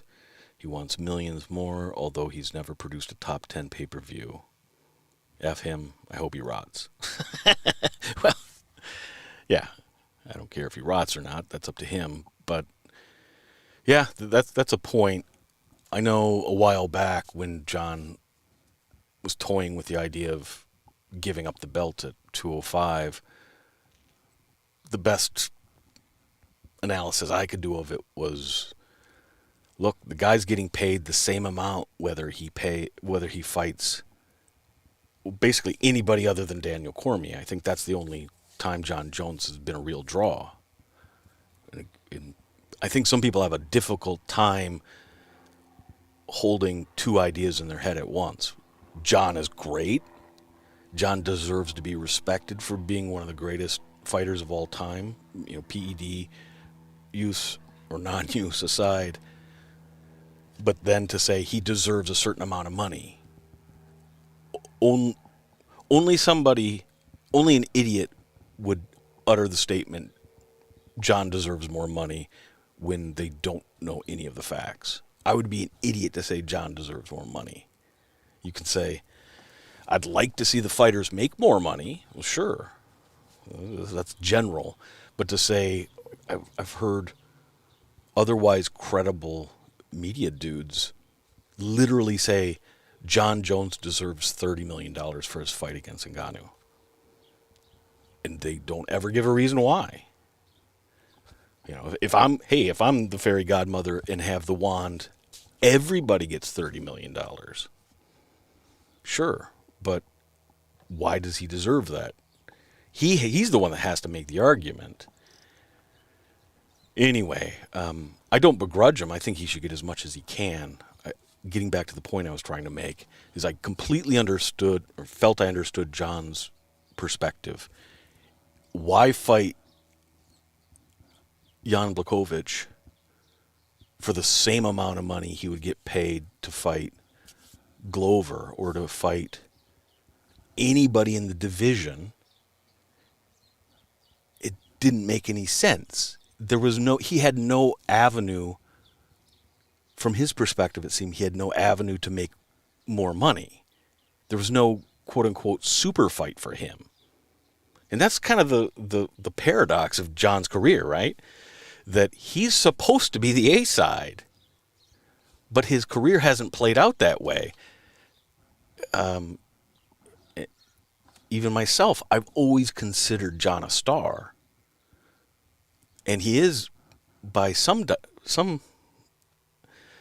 points, yeah, you could call him a star, but he doesn't sell out arenas. He doesn't do anything crazy to the pay-per-view sales. And you know that because he's not interested. He's not interested in getting something off the back end. You know, Jon Jones knows better than anybody that he's not selling. That's why he doesn't bring it up as an argument for why he should make more money. When Conor is the easiest example because he argues about how much money. I mean, he doesn't really argue. He tries to keep it out, but he has.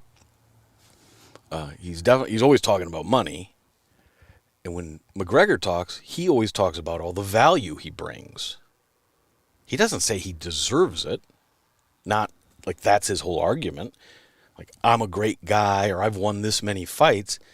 He's always talking specifics. I bring in, maybe he doesn't use the exact number, but he'll say, I set the record for all these attendance, different venues. I set these records. And so McGregor, if anybody can have leverage against the UFC, he's got a little bit. And if McGregor were to fight Poirier, which he is next, a certain amount of money could be made. If he were to fight Khabib, and Khabib was willing to do an actual press tour with him, which no way Khabib would do it, but if he would, how much more would that fight generate? And if Conor was going to fight Ally Quinta, how much less would that one make than the previous two mentioned? I'm just saying that there's a completely different dynamic with somebody like Conor. And Jon, I think he felt completely stuck. Like, damn it, no matter what I do, even though I'm making good money as my base, there's nobody out there for me to fight. And in some ways, it's not fair. It's really not that it's not fair. It's just he's not lucky. if there were different guys, and part of it was he was a victim of his own success. He won so many fights. But the last few fights, much closer. And those were guys that weren't supposed to be able to compete, particularly the Santos. Wasn't supposed to be able to compete with Jon. And the other problem, if I'm Jon's advisor, was like, look, dude, you didn't make hay when the sun was shining. Nobody that's as talented as you should be so boring in an interview. Sometimes, in his dynamic with Cormier, you had some pretty epic moments, but it wasn't that he was really being witty or interesting or charismatic. It was being attracted to something cringy. This is kind of weird. And the dynamic itself sort of worked because it was volatile.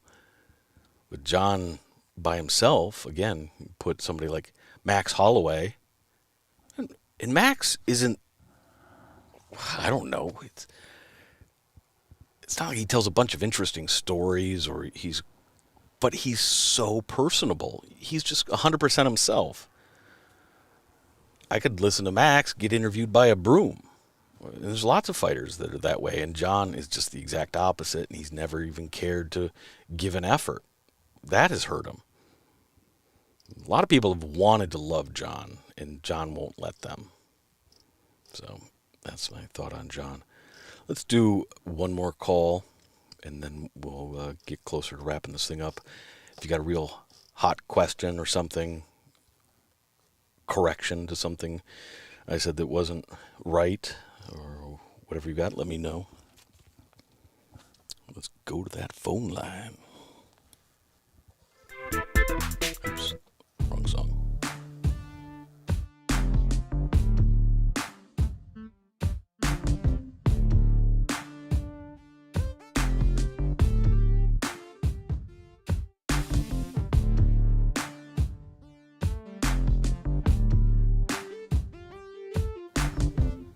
I am taking calls.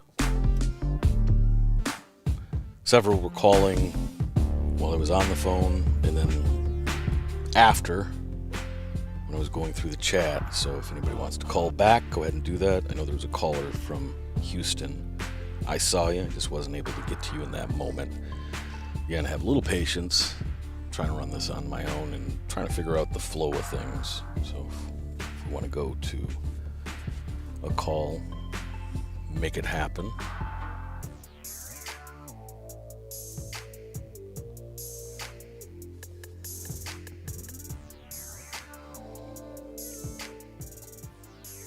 right.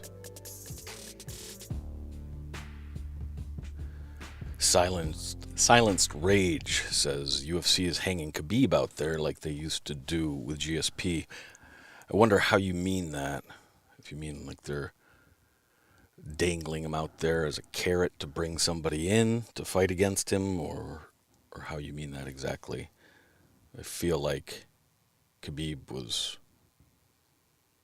extremely respected by the UFC, partly because Khabib just demands it. You're not going to have an interaction with him unless you are giving him your full respect. Khabib's not going to stand for it. He has a lot of self-possession in that regard. And this is something I've thought about a lot. Khabib was very helpful to the UFC, but in a pretty unique way. It's not as obvious. Again, if you criticize Jon's numbers, Khabib's are even worse. Not his overall magnetism. He drove clicks for a lot of websites. There's always a lot of interest, particularly within the MMA sphere. But, there's a reason they were willing to put him in those fights in Abu Dhabi and put the pay-per-views on so it was convenient time for the locale rather than the pay-per-view market. I mean, part of that was they were covering for Khabib. They didn't want him to sell 200,000 pay-per-views and be embarrassed because they respect him so much. Plus, the UFC they knew how to use Khabib, and they did. They utilized him. You wish they could have found a way to use guys, and I don't mean use in the pejorative. I mean take what the fighter's assets are and leverage those to make the sport bigger, to make the industry bigger, to make more money for everybody. You wish they could have figured out something with Demetrius Johnson, but they definitely tried. They did a lot of different things, and it wasn't like Demetrius ever did anything for himself either, where Khabib was always creating narratives from the day he came in. He was so in control of his career. It's one of the, beyond how much you need to respect his game, I think Khabib is, I've sort of ranked in my mind, that the top 3 fighters for creating their own narratives and then as a path to follow, and then they follow it. I think it's Khabib's number 1 of all time, or certainly in the modern era. Then probably Conor, because Conor has some highs where he's really good at it, and then there's times where he falls off the edge, so you have to detract for that. And then third would be Izzy, Adesanya. Those guys are and they all do it in their own way. And Khabib's the most different. I think that after that, the drop-off is huge. It's very difficult for people to create their own narratives and then live it out. That's a broad spectrum of talents. That's a talent stack that's ridiculous to be able to do that. And you pretty much have to be single-minded as well and very self-possessed. Those are a few of the attributes that seem to be requisite. Yes, what about a question from chat? It says, yeah, that's good. I'm looking at some more of them. UFC wanted a young... Okay, this is Silenced Rage responding. UFC wanted a young prospect to beat Khabib so they could build that fighter up. Dana wanted Chandler to fight Khabib. Yeah, I don't know. I don't think so. I would need to know more of your reasons for that. One, Chandler wasn't young. He's older than Khabib. Yeah, UFC definitely got mileage out of Chandler, but Chandler is one of those dudes. It happened with Gaethje as well. Just Gaethje couldn't put a win streak together because of his fighting style. He'd win one that looked like he was going to lose, and then he'd lose one that he'd look like he'd win. It made him popular with the fans, as he still is. But he got a big bump. As far as Chandler, I think a big reason people are pointing out that Chandler got so much rub and so much promotion from the UFC, I think one thing maybe folks aren't thinking about is the build-up for the title fight was with Oliveira, and Oliveira just doesn't speak any English. And it's very difficult to do an even-handed promotion when dudes aren't bringing, if they're not holding up their end. Oh, we have a call, so I'm going to go to that. Hello, you are live. Hey, man. Hold on one second. Apparently I have to manually select the Bluetooth every time I pick up a call. I'm going to see if I can change that in the future, so just 1 second. Brother. All right, you there? I am here. All right, now we can hear you perfect. Very cool. What name are you going by? I will go by GB Linden's RC. Oh, I was in the chat, and yeah man, I've been there since pretty close to the beginning. So yes, you have. It's kind of awesome, and you live fairly close by. Of course, we'll leave that where it is, but yeah, that's pretty cool. Yeah. So I had a few questions. Sure. One, what do you think of John Morgan, the MMA reporter? What are your thoughts on him? Always being the first in line, always saying, I mean, like 50 times before he actually says something. What's your take on that? I have a lot of thoughts about the media. maybe that's why you asked me that question. Absolutely.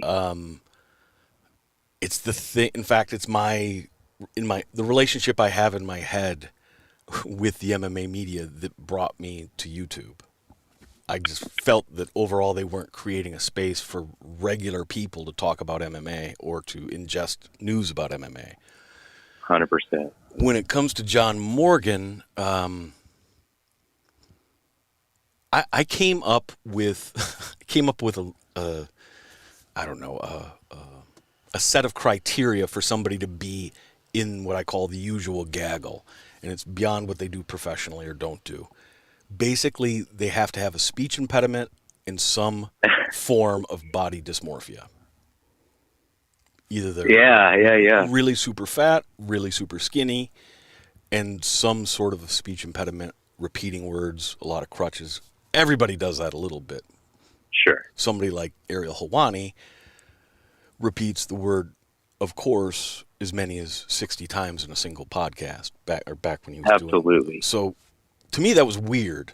You don't see that among the baseball media. You don't see that among any other media. So to me that was striking in the beginning. I say all of that to get to John Morgan. When I first was paying attention to MMA media, because I watched fighting for quite a while before I got into the media side of looking at articles, and I didn't even know it existed. Totally. So even back then, which would have been 07, 08 maybe, when I started watching more, John Morgan was, or maybe it was a little later than that, when they published a lot of that stuff.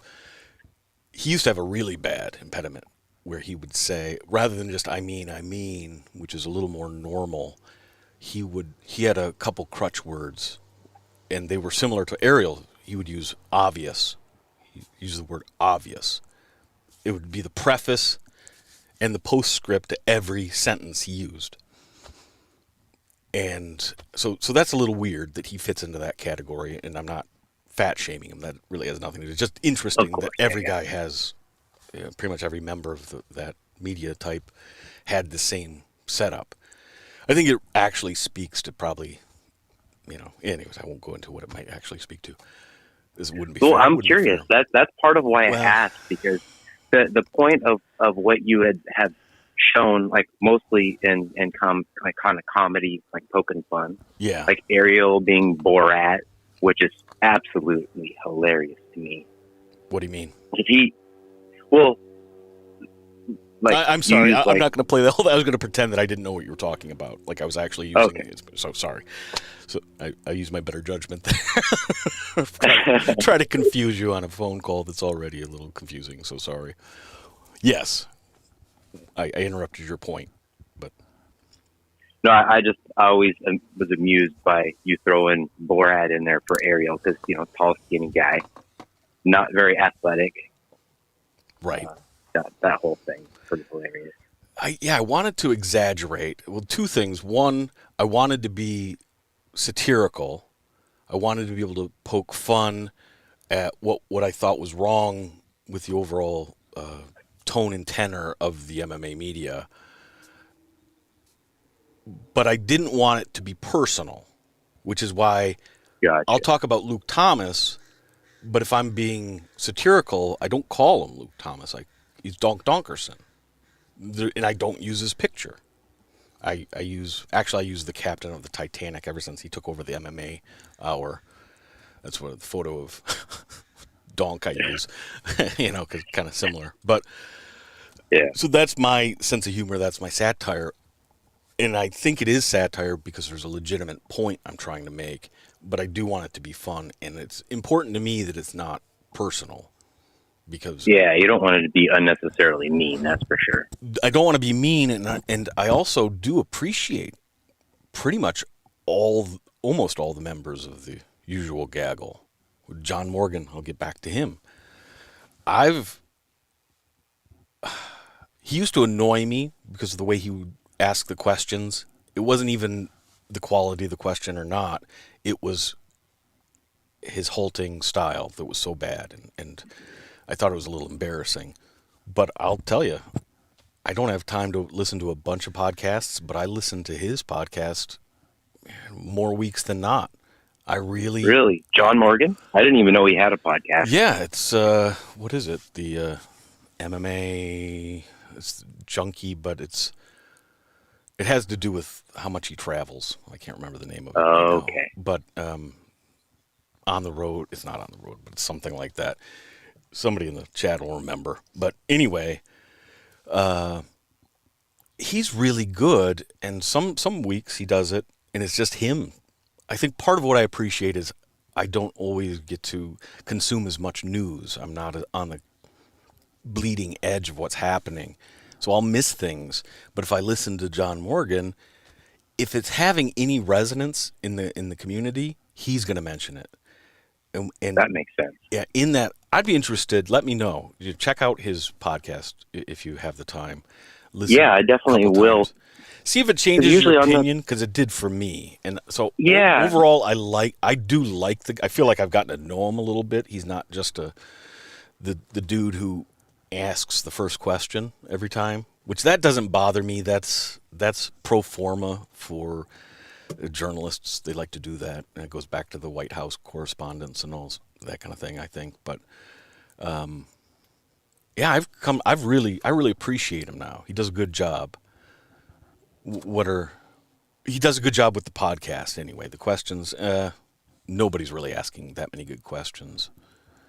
That's true. And what do you think about the schmo?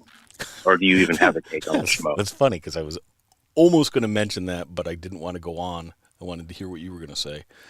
I was going to bring up the schmo. It was when I said most guys don't ask good questions. My brain says, well, schmo, even though he doesn't seem like he's asking good questions, he actually does. Yeah, I like the schmo. When he came to my attention, it's probably the same time as everybody else. With that press conference, was that in New York? I can't remember. And he got up he came out of nowhere. Totally out of nowhere.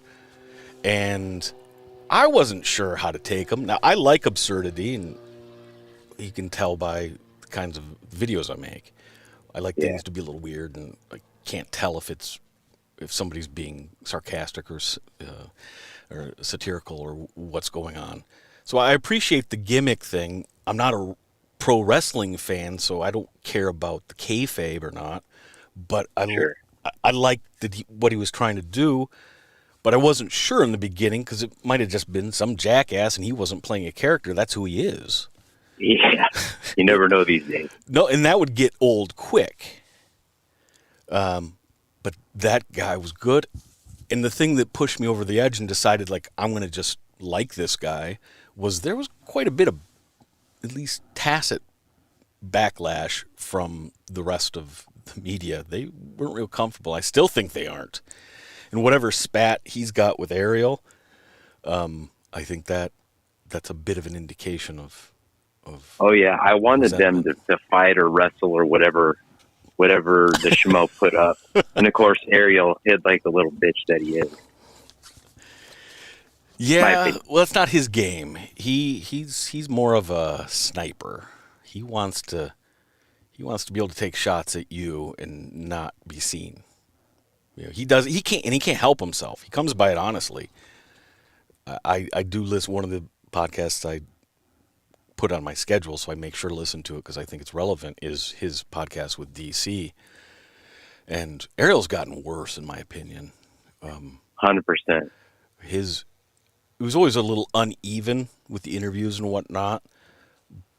The first thing that happened when he went to ESPN was Brett Okamoto lost his podcast, and I liked it. It wasn't an exciting one, but I liked hearing from him because he gave the best news, and he had some pretty solid takes on things, which I appreciated.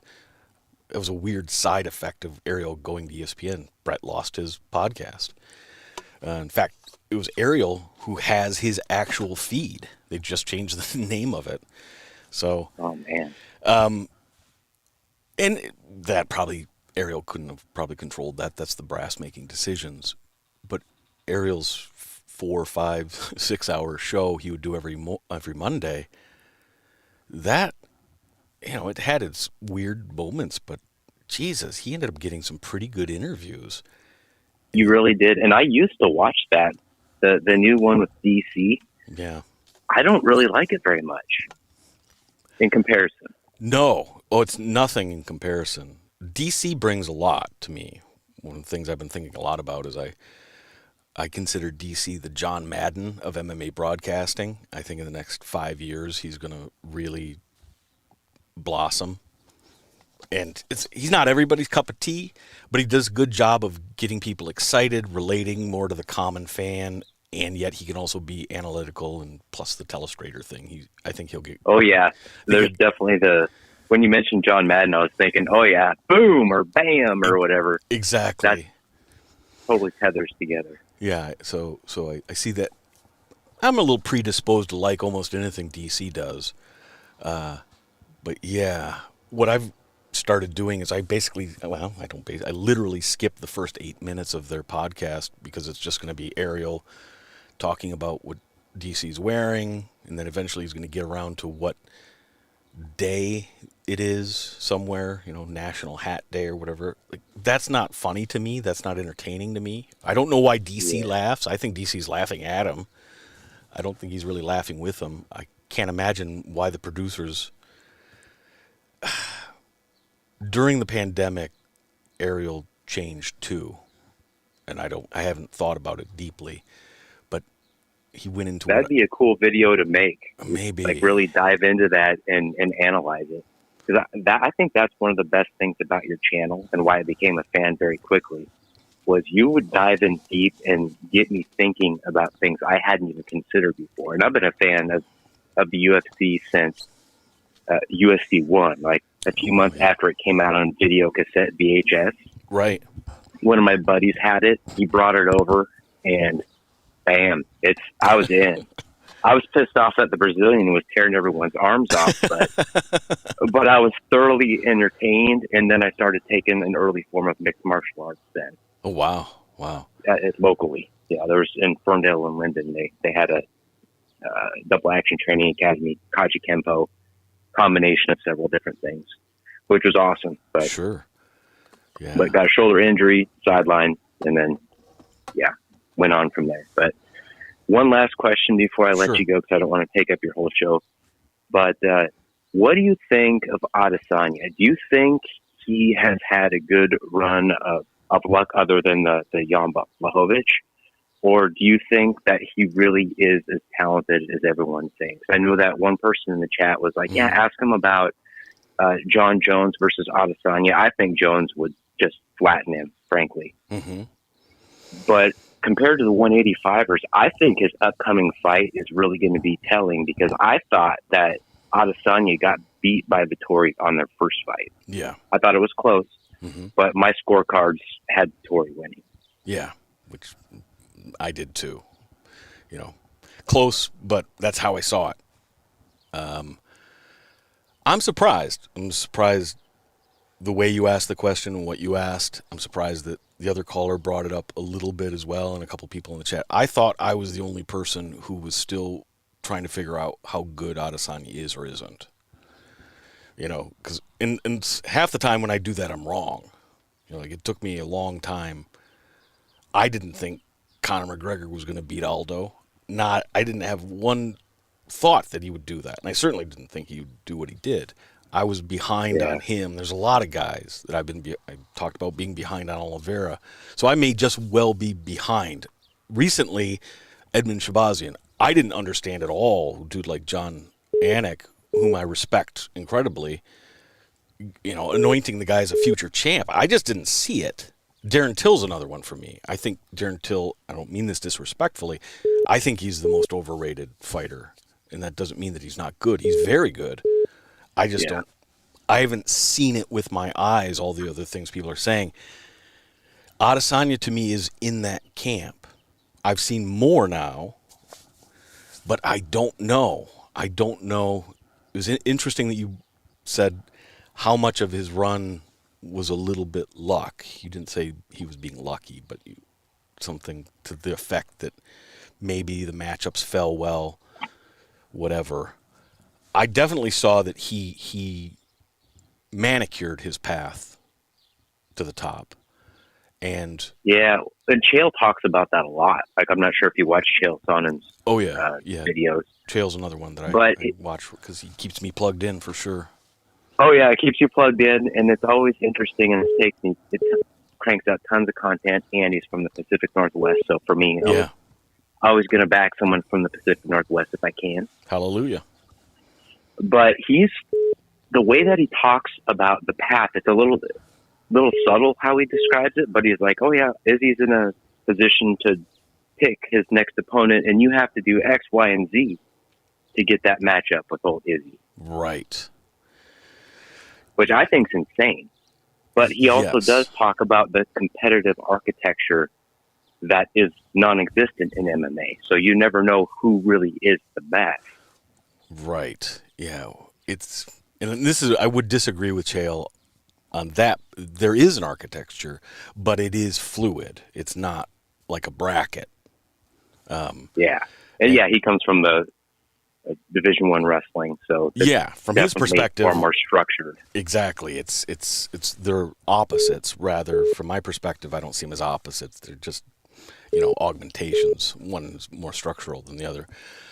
I noticed with Adesanya pretty early on the Brad Tavares. There you go. Thank you. The Brad Tavares fight was the first one that I was pretty sure he'd handpicked, and what was interesting is you had so many people saying, "Oh, it's too fast." I don't. If he's as good as he says he is, and if he's as good as he's projected to be, he's got to be able to beat Tavares. Good, solid, but the guy is a journeyman. Has been from day one. He could beat almost anybody on a given night if the fight goes a certain way. Exactly. But he was never dynamic enough to truly force his will on a guy that knew how to avoid what Tavares did best or wanted to do. So to me, that was a fight that Izzy should have been able to dictate. The problem was Izzy wasn't finishing any of these guys early in his career. It wasn't until it was all going to decisions. I'm really surprised at how he handled Whitaker. That's what I was going to bring up. That shocked me. That was an accident, and you can tell it was an accident by Izzy's reaction. I need to go back and look at that. Yeah. Izzy's never reacted like that. He was he was in a funny spot there. I thought Whitaker would win because Izzy, I thought he had overall better game, but I also saw from the psychological standpoint, Izzy was, remember early on in the build up, he was really trying to say like Whitaker was fake and he wasn't a good guy, and I do remember that. It was a little bit like Ronda Rousey versus Holly Holm. Holly Holm, yeah, exactly. I was like, well, no, she didn't do it with Nunes. It wasn't. Oh yeah, the one person who's absolutely a sweetheart. She's fake, even though she's literally a preacher's daughter. Yeah, and the only one unimpeachable. That's the one who's an asshole, not you. And I felt similar when Izzy, it was a weird stretch because Izzy didn't have an explanation. He didn't have there was one time I was in the bathroom and, Rob had his whole crew there and they were whatever, or he did this to my girlfriend or something. There was no explanation. He was just putting it out there that Whitaker was a jackass and fake, and that was very weird. So, I wonder if that was because of how weird that Romero fight was. I think it was after that, right? Shortly after that? It was after that.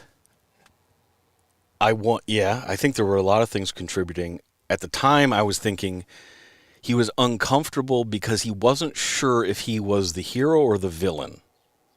And Izzy's one of the and Chael will talk about this kind of thing too. Chael's funny. Totally. Little aside, Chael's funny because he is so smart. He also has a lot of inside knowledge. Some of his inside knowledge is just made up, but still. Yeah, he does make stuff up. The guy occasionally, he makes the most acute observations about people's, behavior. Just crazy. Stuff that I just wouldn't even think of. Nails it. So I love that. Anyways, Izzy against Adesanya, or Izzy against Whitaker, Izzy didn't know if he was the hero or the villain. And by Adesanya's own admission, he plays both roles, and I think he likes both roles, but he was made very uncomfortable. That was in Australia. That's supposed to be home territory for Izzy because he's New Zealand, but you're not going to be the hero if you're actually in Australia, and Rob is. Yeah. Yet still a lot of Australian fans liked Izzy. I think it was right on the fence.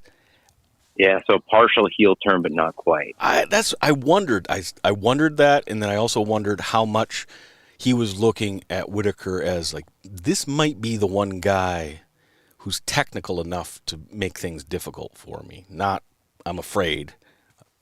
I've never seen anything like that from Izzy, but yeah, just that like this guy could be a problem. It seemed like a lot of surprise and relief. Yeah, go back and watch the knockout. I definitely will. Yeah. Definitely will. Even though it's painful. I watched it as little as possible because I really like Rob. Yeah, okay. Did you see the clinic he put on against Gastelum? Yes. Yeah, that was... I was shocked at how he was so much quicker. And Kelvin is no slouch. No. And he can Gastelum can go point for point with anybody, meaning talent for talent. But then He's also a dog, man. You want to turn this thing rough, we can go there too. And yeah, there are a few performances that really stand out in the last, well, certainly in the time that I've been gone. And 2 of the top 5 have to be Whitaker against Gastelum. That was revelatory. I didn't even know guys could fight that well. He was so quick and on point, accurate, and didn't slow down. No, and Gastelum never quit. Never.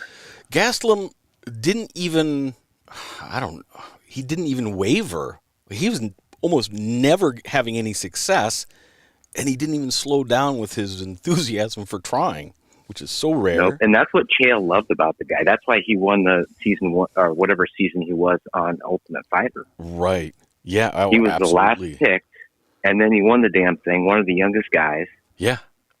And he won Chael over big time. Yeah, you can tell. Chael's got a few of the guys that he has history with, and you could tell Chael's a very loyal guy. He has a soft spot for anybody he has history with. And no doubt. The other fight that I would put up there, and I think it's the only one I can think of that matches when you brought up Whitaker versus Gastelum, and that would be Holloway versus Cater. Somebody being that dominant against somebody who's extremely skilled over the full length of a fight like that. You just don't see it. You see that kind of dominance sometimes from wrestlers, but that's a completely different dynamic. Absolutely. Yeah. Man, with Max being so young, I'm curious what he's going to be like, what he's going to accomplish by the time he hangs it up, barring some sort of unforeseen injury. Yeah, and he's recovered from whatever mental issues he was having back at the time. Yeah, that was so weird, like a stroke-like thing or whatever that was that they at least didn't publicly diagnose. Right, yeah. And if there was any actual medical indication, the UFC doesn't know about it because they wouldn't risk their entire business on knowingly putting somebody at that kind of peril. That is true. Sometimes people assume all sorts of nefarious things on the UFC, and half of them may be true, but they're never going to cut their own throats, and that's what that kind of their lawyers won't let them. Exactly. That's not going to happen. Yeah. So one last question before I get out of here. Are you going to have the bandwidth to crank out some more videos anytime soon? Because like I said earlier in the call, I really enjoyed your videos, and this is awesome. I was really excited the other night when I saw you post that this was going to happen. Cool. But I look forward to those videos, man. They're always entertaining, and I know that it takes a lot of work because I've got a YouTube channel, obviously. Yes. So I know how much work it takes to even just put a basic video out, much less the level that you go into. It does. It's and and I take the slowest route to do it because I'm trying to be so deliberate. I don't want to make mistakes, meaning I don't want to overlook the things I'm looking at. That makes sense. You know, it's the also one criticism that actually hurts me is when people say that I'm just making shit up. I might be wrong. I'm wrong all the time, sure. Yeah, But we all are. I'm definitely putting 100% effort into everything I'm putting out there. And that's part of the reason that I waited as long as I did to be able to come back, because I just wouldn't come back until I could do the whole thing. I wasn't going to do it halfway, and I didn't want to start and stop and make promises and then not be able to follow through. It was. Yeah, I'll definitely say this though: do not let the haters keep you down. You're never going to please everybody. I've been on YouTube for a long time, millions of views, all that. Even if you're dead nuts right, they're still going to mess you up. They're still going to find a way to take the wind out of your sails. Don't let them. Do your thing, bro. All right, I appreciate that. I try to be pretty good with that. Normally I roll with the punches, but I'm sure some of it does affect me. I don't. Oh, yeah, me one too. thing I don't like is when people don't see my integrity.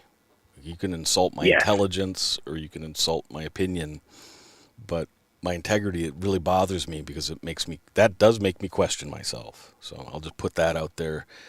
If you want to try, to get at me, that's the way to go about it. So keep it up, you haters, I guess. Make me stronger. Yeah, anyone that's not a sociopath, that's kind of the direct route to piss somebody off. At least it is for me. Yeah, that's a good point. All right, brother. Very good to make vocal contact with you after all the years of typing back and forth. So I'll talk to you again in the future. All right, man. Thank you for taking my call. Perfect. Bye. All righty. Yeah, I don't think it's professional to say bye. They don't do that, right, in broadcasting. Doesn't bother me. There's one more call. I think this is a person that was asking to get on, so I'll take the call. Hello, you are live.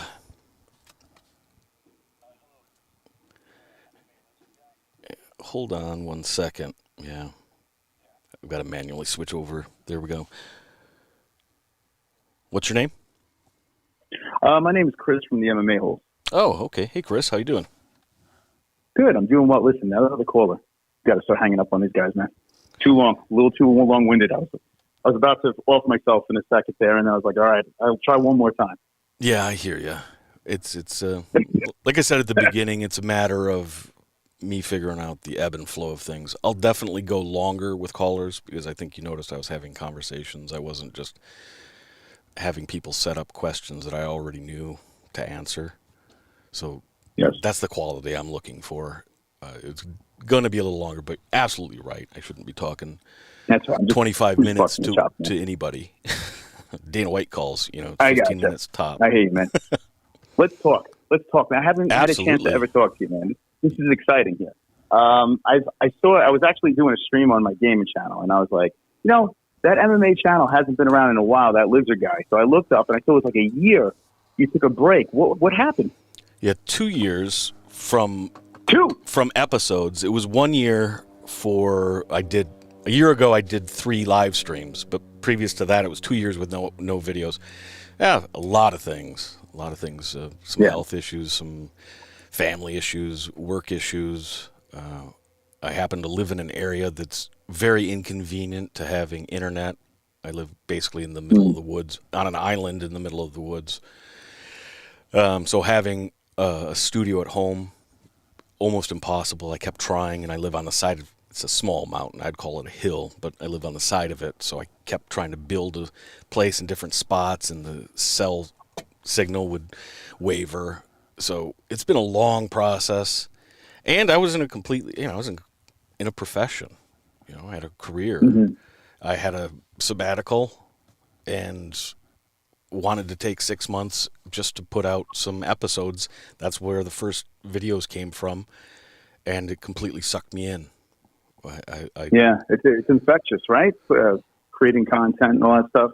Crazy, and being just talking MMA is maybe trite as that sounds. Yeah, I like it. I can think about it and talk about it all the time. So that's where I've been. So how did you get started with this whole concept with the whole Lizard? And It's such a unique concept, and I like that dry way of how you deliver your thoughts and everything like that. What inspired you to do this? It's a newt, goddammit, not a lizard. Although it's a lizard to me. They're one's an amphibian, the other's a reptile, but they're cousins. And I'm not an expert on either. That's about the extent of my knowledge of those little guys. I knew I wanted to have separation between myself personally and the content I was putting out, for a bunch of different reasons. And so I wanted not a proxy, but I wanted a character that I could work through. My background is writing, filmmaking, other types of production. Not personal content, but like working with clients or working for companies, that kind of stuff. So it made sense to me that something scripted would be good.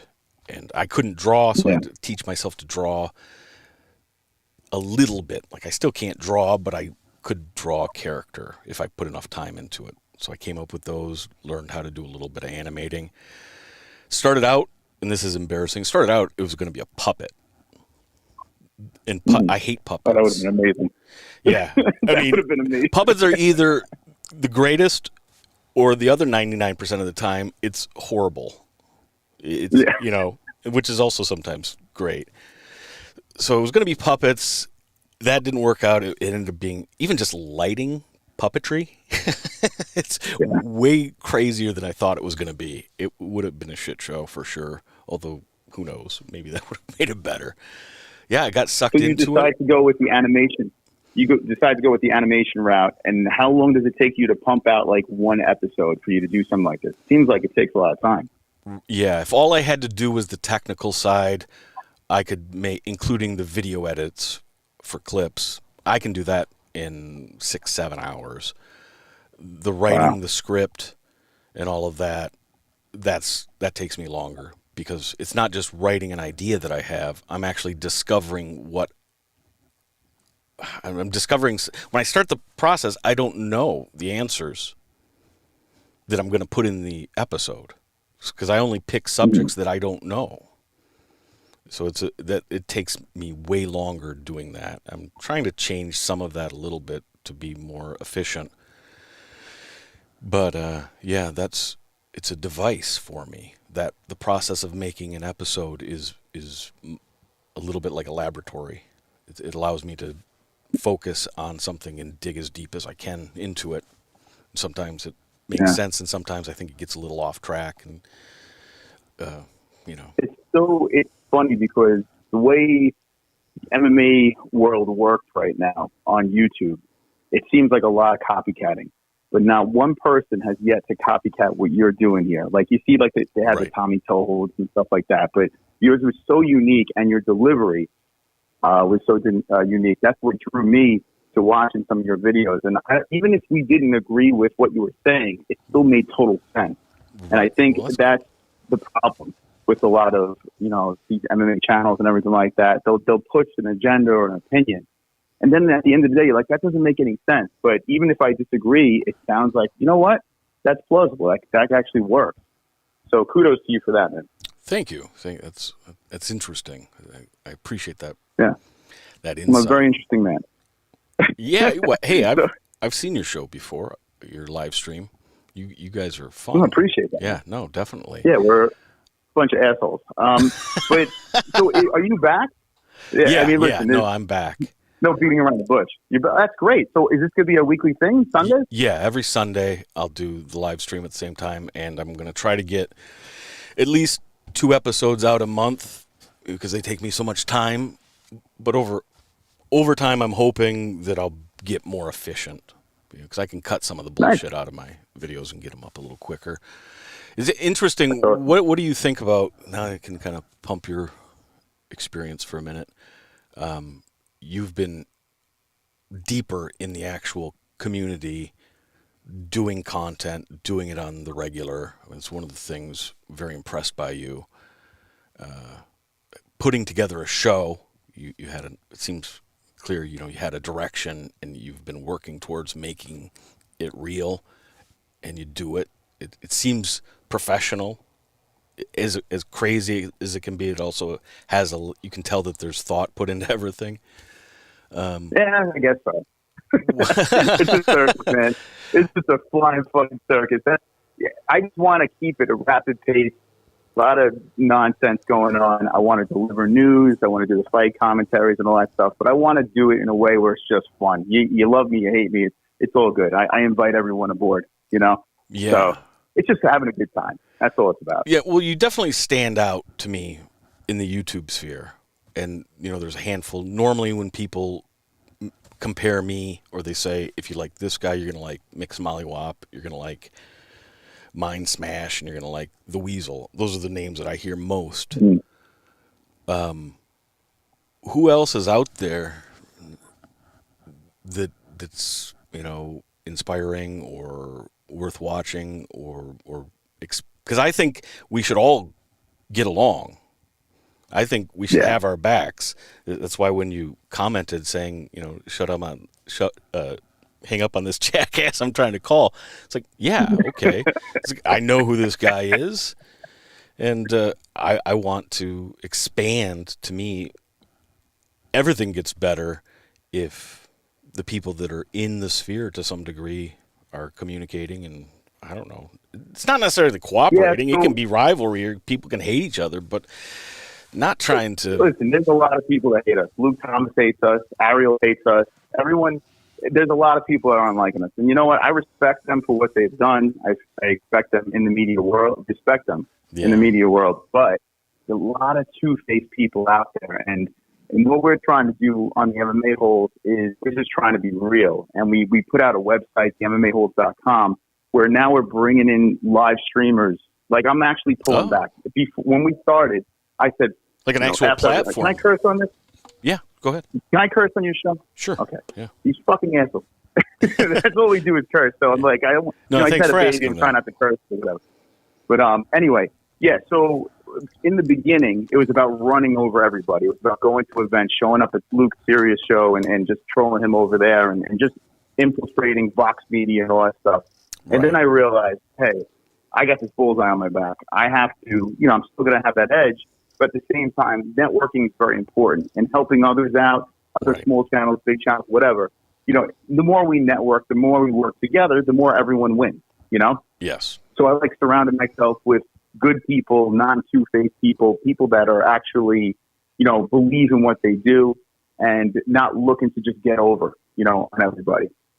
So that's why we developed our website. We just started our website now. And what drew me to you here was I saw you were freaking live. I was like, this is amazing. So, are you still on Twitter? Yeah, yep. Just Alpaca the Source at Twitter. Okay, I'll hit you up on a DM or something like that and tell you exactly what. I don't want to, go on and on about myself. It's about you. Yeah, we're getting close I do want to cutoff time, man. You can't have these jackasses on for too long. Sorry, play Start playing the orchestra music. Anyways, wish you could say, here's your hat. Everyone in the chat, go fuck yourself. Nah, listen, it was good talking to you, and I'll continue that story with you outside of the show. Cool. By the way, fighter of 2021. 2021, who will be the fighter of the year? Oh, not thus far, but guessing the rest of the year as well. Fuck, that's a good one. I'm trying to think who's... Put you on the spot a little bit. Well, because it could go in so many different ways. The easiest pick would be something like, if everything goes right for Conor, then he's going to be so big, he might end up fighting Khabib by the end of the year. And if he were to win that fight, he'd be, a shoo-in. But what I think is most likely, oh, Jesus, maybe Rose Namajunas, if she has, I don't think she'll get 2 more performances in, but if she has a good, no, her opponent isn't going to probably bring out the best in her. See, now you get me thinking out loud. Rose she's something special though. She really, we joke around about her being a nutcase, but she's something else. When her head is in the game, she is unbeatable. Like it's unbelievable to watch this girl perform when she's in the zone. Yeah, it's crazy. She really is. She just grabs the attention too. You can't look away when she's fighting, and that's pretty rare. It's the power of Pat Barry's backhand. You know what I'm saying? Yeah, exactly. Yeah. very regimented. Maybe Oliveira. Maybe Oliveira, if he can get a couple fights in. Again, that's the whole thing. But those are the guys. Yeah. So, do you think the belt switches hands before the year's up? 155? No, I don't. Okay. No, I think he's going to keep it for a while. But I could be off on that. Yeah, he might be too dynamic for his own good. It's the whole risk reward. Khabib was way off to the no risk side. Smart, but difficult to pull off unless you're a wrestler. And Oliveira is too dynamic. He's all over. Which makes him dangerous, like Anderson Silva was. But again, those guys are always going to get theirs.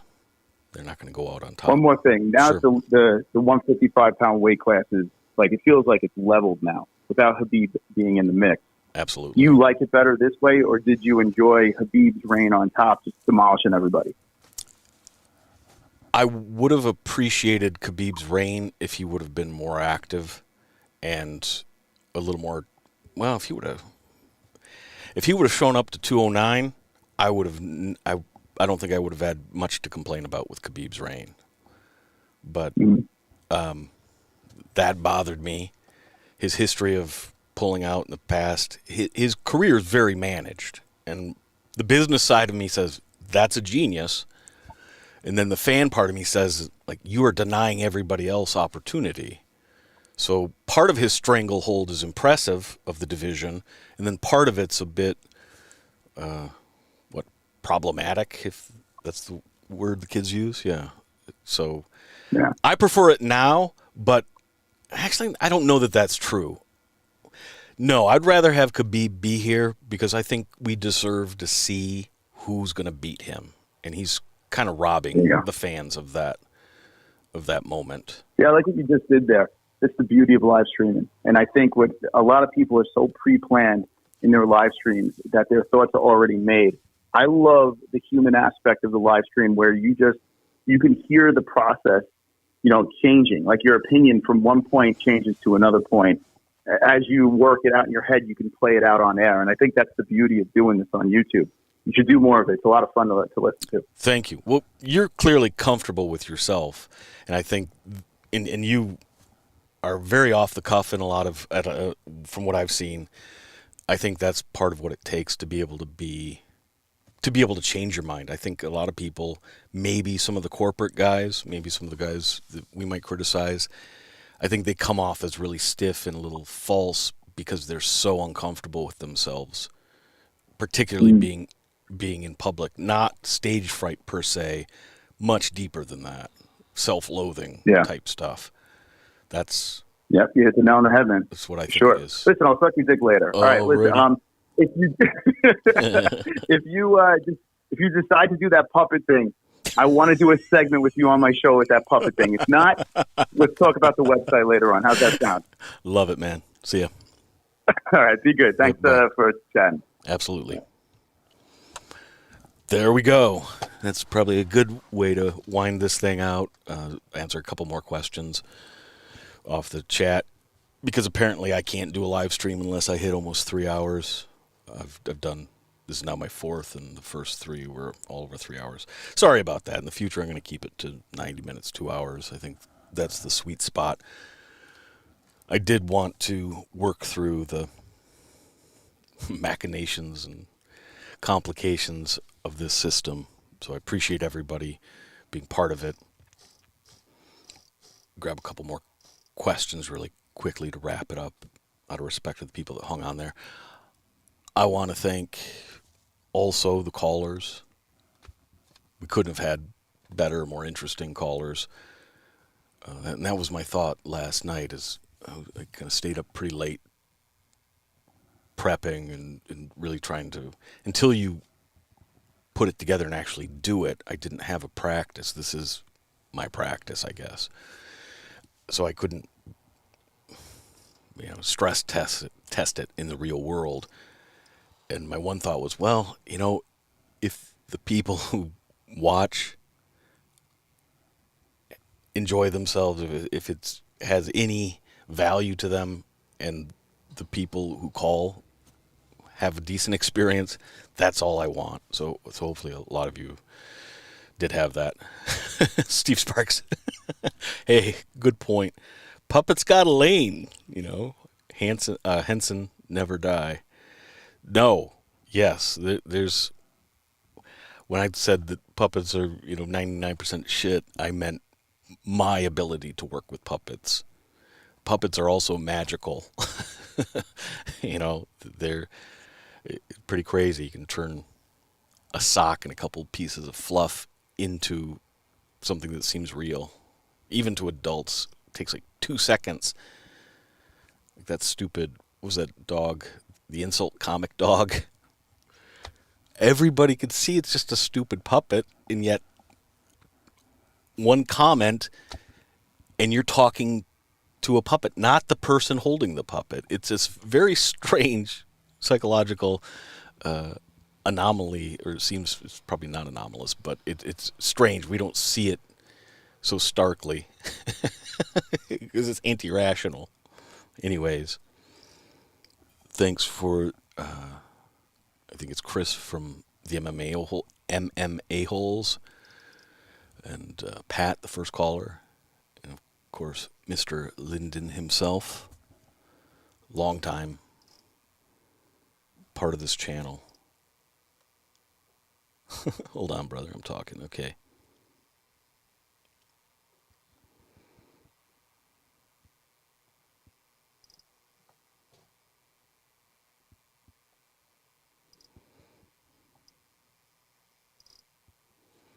Yeah, I'm just reading, seeing, trying to catch up.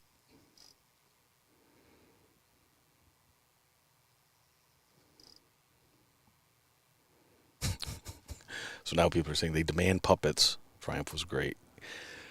Yeah, don't tempt me, please, people. Be reasonable. Somebody backs me into a corner, you're gonna get some puppet content, and I'm just warning you now. Don't do it. Don't do it. I appreciate the comment, Brody McCrone. The Uriah Hall video had a significant impact on my life in a good way. Thank you. That's one of the...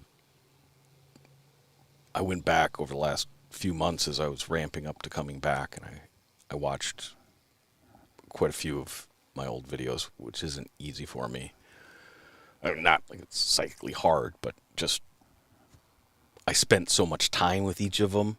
Each video, I spent so much time. And the way I edit is so repetitive. I go over it and over it and over it. And you barely notice a difference in the end product. It's really kind of stupid. I put that kind of... It's not the effort that's the problem. It's the redundancy of effort. Anyway, the Uriah Hall video, I really liked that. I felt... I started from a place not understanding the guy, because I don't understand anything until you put your attention on it. And I was never comfortable with the loose and easy discussion of the dude's mental state. I'm not trying to be hypocritical. Basically, all I ever talk about are people's mental state. But I try to do it with attention to detail and the appropriate caveats and some amount of respect. I try to do it with complete respect, honestly. And for me, each time whether I can finish the episode and I get it up, or whether I just get 80% of the way through, each one of those is a journey for me. I start not knowing anything about the questions I'm trying to ask, or the questions I might be pushing back against. In that particular episode, I thought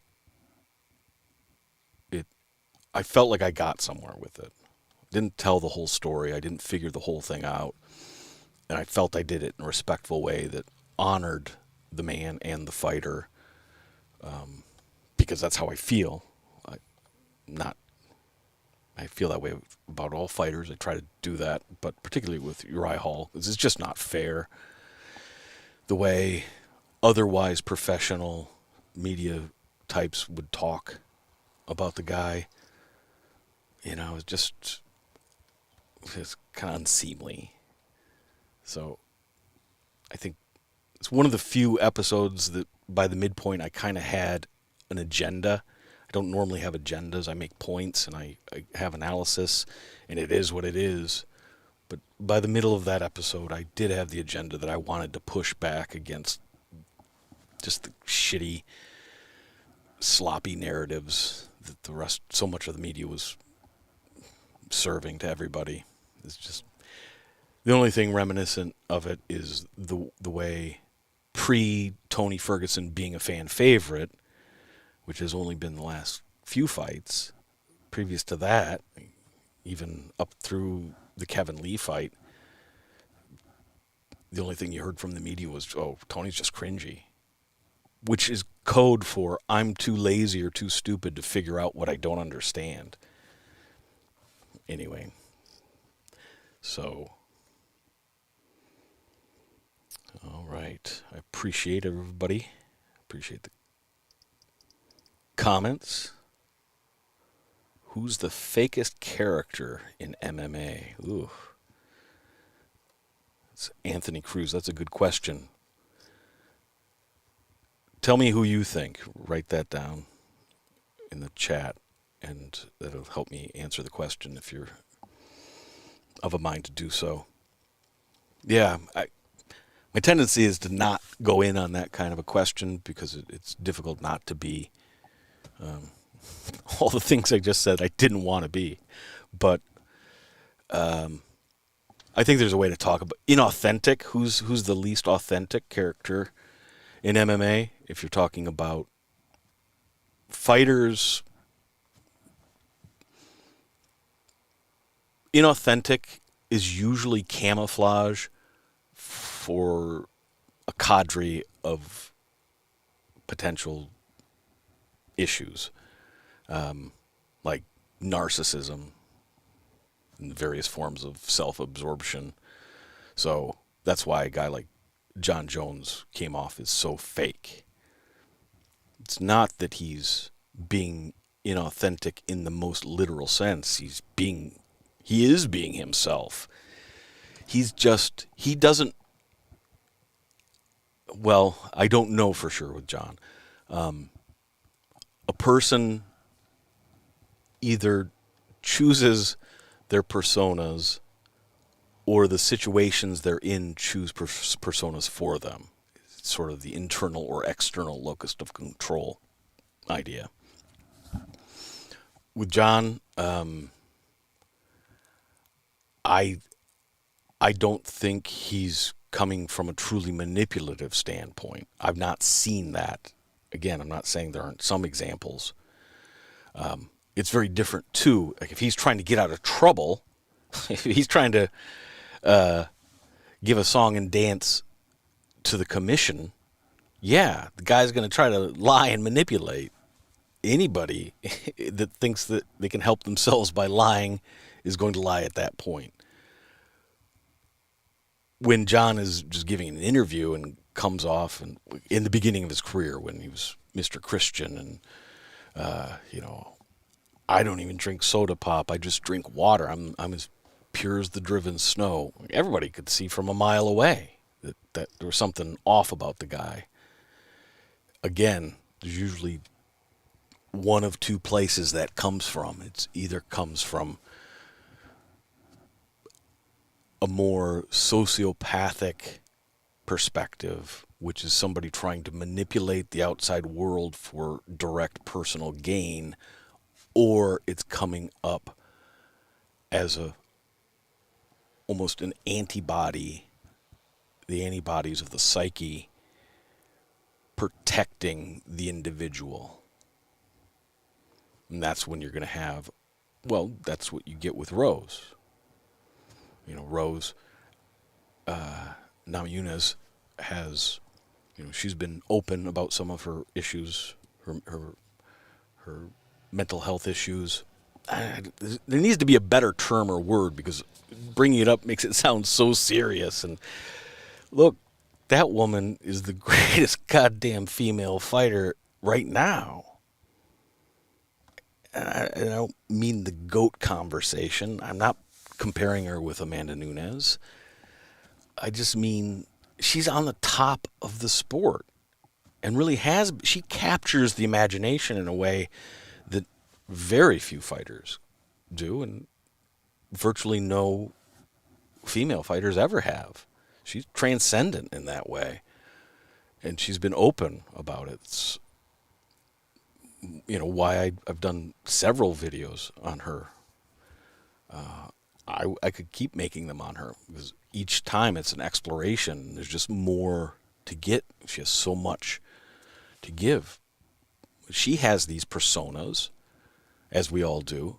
It's just when things become more stark and obvious when there's a more powerful reason for the persona rather than just the normative social function of slight ego protection and all of that.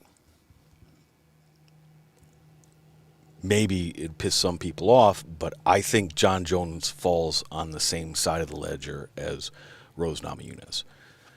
Now, his is the way his particular psyche and personas manifest is almost universally obnoxious and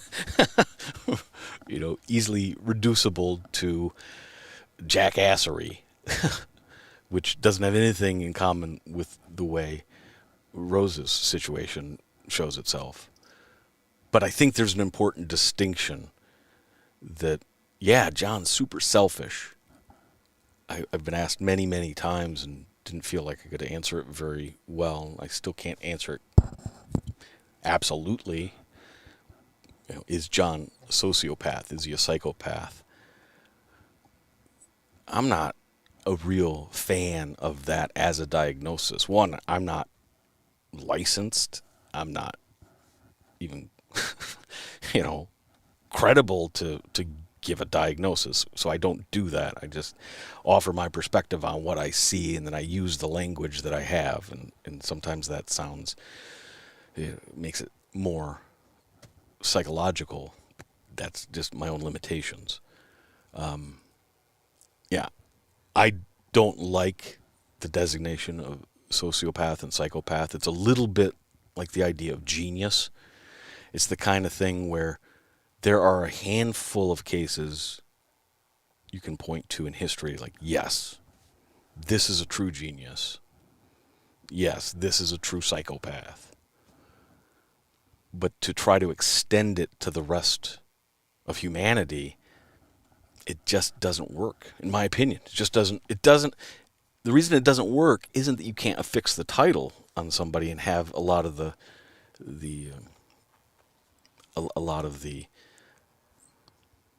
behaviors match a pattern. It's that the pattern doesn't predict anything. And that's, part of the reason I'm not a psychiatrist. That's not the way that game works, particularly on the academic side. It's not scientific in that way because it's not building towards making accurate descriptions and predictions. So that's why psychopath just doesn't apply to even a fraction of a percent of the populace.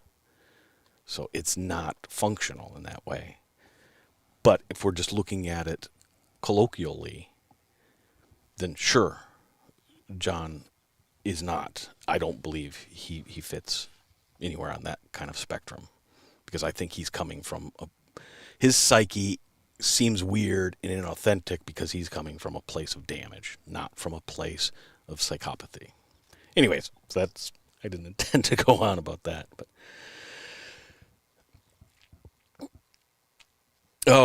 there's some pushback, which I appreciate. John running down the street with this gauge would suggest yes. I think you're talking about like a shotgun. I think you're talking about the Jon Jones thing.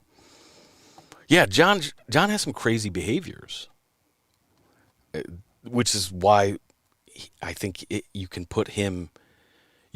stick a lot of the hallmarks or categories. He checks a lot of the boxes for what we typically think of with a sociopath or psychopath. Beyond being able to do that, though, sort of like pin the tail on the donkey, beyond being able to do that, I don't see it as functional. It doesn't explain anything else. Like, it doesn't explain why he's holding out in the Francis fight. But if you walk back some of the things that I've been trying to work on with Jon for, 7 years now, specifically with Jon, some of the things that I've been trying to figure out, they do point to some reasons and predict, which is why years and years ago, everybody always said about Jon, even before he won the championship, it was almost a foregone conclusion the guy would move up in weight because he's so big and his frame clearly could take weight. He's thin, but he has a big frame, and not just tall. He has a big frame. He has wide shoulders, and you can see it in his brothers. He just has a different overall body makeup, and has remained smaller. Anyway, that's why I was confident and so far correct. It's been 6-7 years, at least 6 years, that I've been pretty adamant that unless something very unusual happens, Jon will never go to heavyweight. That's not what anybody else was saying, and I'm not saying I'm right. I'm just saying that's part of what I'm taking into consideration when I'm looking at Jon.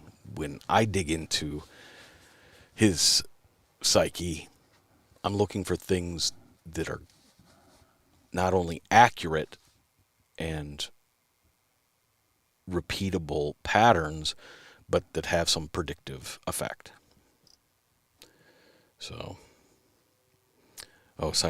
Silence Rage says, think about the stuff we don't see with Jon. Yeah, which is my biggest... It's the thing that gives me the most pause. I don't want to be too declarative about anything. And sometimes, particularly in episodes, you can't be back and forth in something that needs to be tight and concise, like the episodes I put up. But I'm never 100% sure about any of the things I say. Very few of the things I think about or come up with are laws, like laws of nature or something. It's all a lot messier than that, which is part of what I love about it. But yeah, here's a little, I wasn't going to go into what all my plans are, but I will pull back the curtain a little bit. As I mentioned to the dude from the a-hole guy,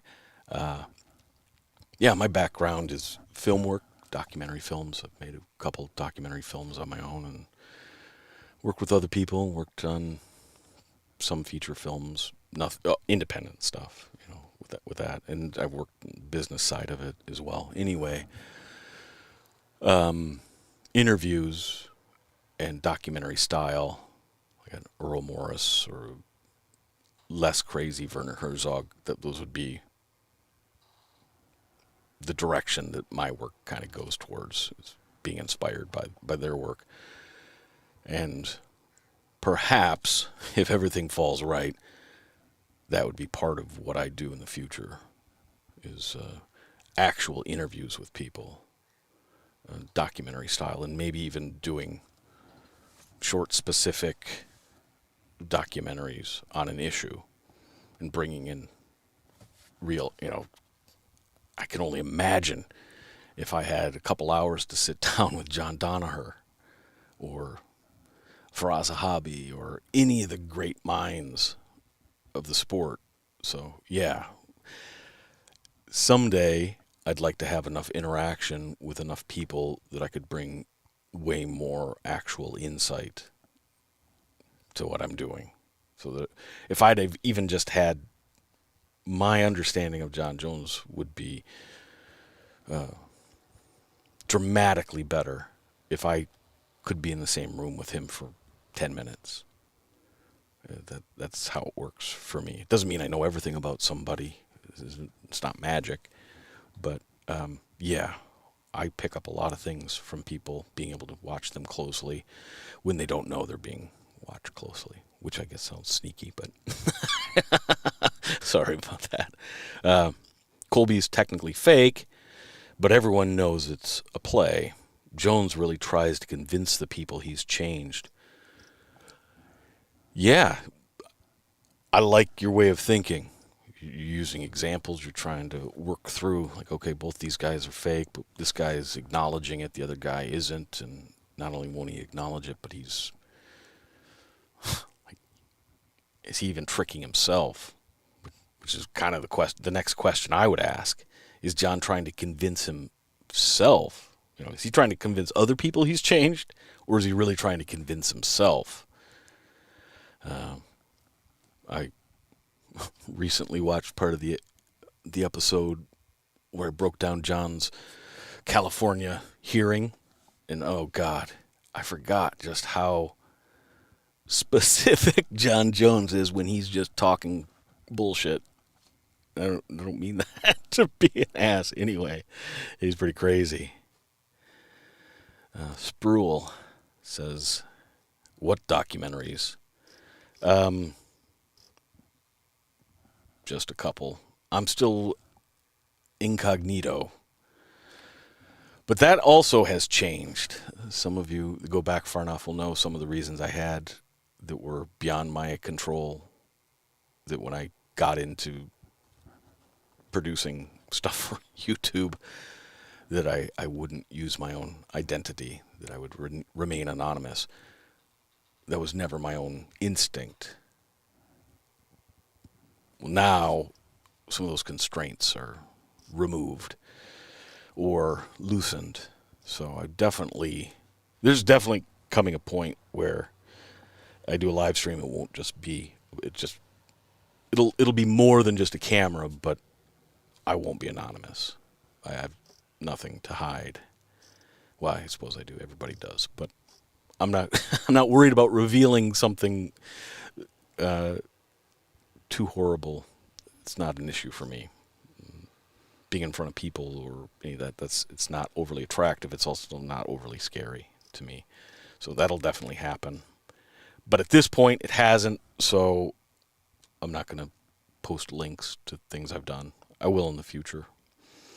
And a lot of the work that I did was also working for other people, collaborative stuff. So it wasn't directly mine. A lot of my stuff that I did 2 feature-length documentaries, and I didn't release either of them.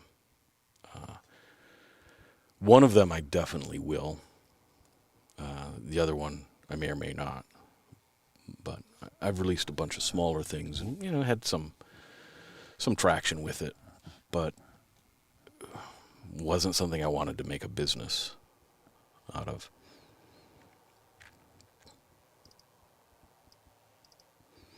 Okay,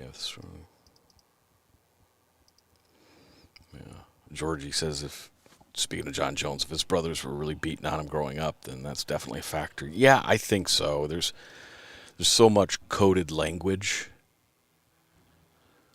Some people kind of understand what I'm talking about. I don't know how else to really put it, but there's so much coded language and expression between the Jones brothers when they're together, and what I've been able to see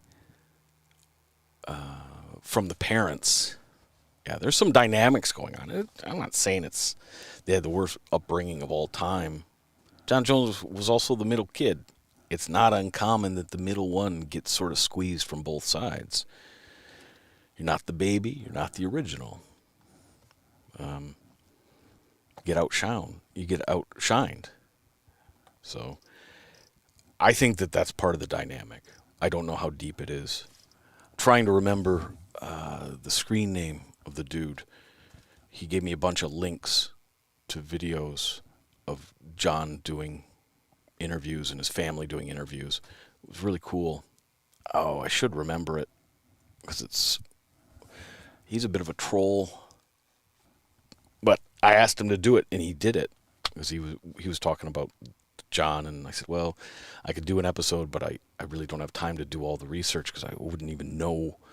It would take so long to get the footage that I would need to be able to make any conclusive, to have any, not even conclusive, but to have any solid thoughts about those dynamics. And he did find it for me. He gave me like 10 or 12 links, and I grabbed the videos and watched them. I will put that episode out at some point. Anyway, we are winding down now. I'm going to get out of here. I appreciate it so much, everybody. We had quite a load of people come up, hang out, and it's going to be a regular thing. I'll definitely be here every Sunday at 11 a.m. Pacific Standard Time. There will be videos upcoming, and again, any sort of comments or reactions, I'll go back through and read the whole chat so I can see what people are saying, 'cause a lot of times there's some pretty interesting stuff and a lot of it gets missed. It's a little worse today because I only had the one screen as well. And I want to thank everybody. Let me see if I got some outro music. Is that outro music? All right, brothers and sisters, I appreciate it. Especially you, Mr. R.C. Linden. Good to connect a voice to an icon. Remember, this isn't supposed to be easy.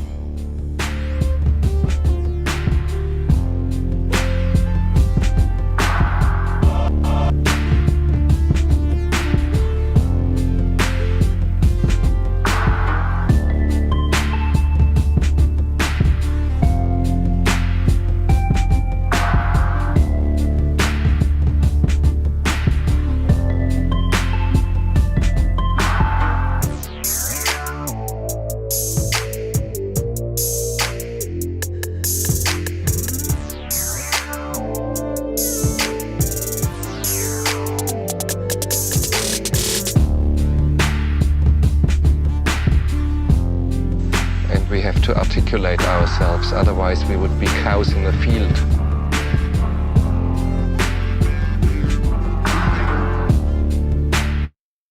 There is some sort of a harmony. It is the harmony of overwhelming and collective murder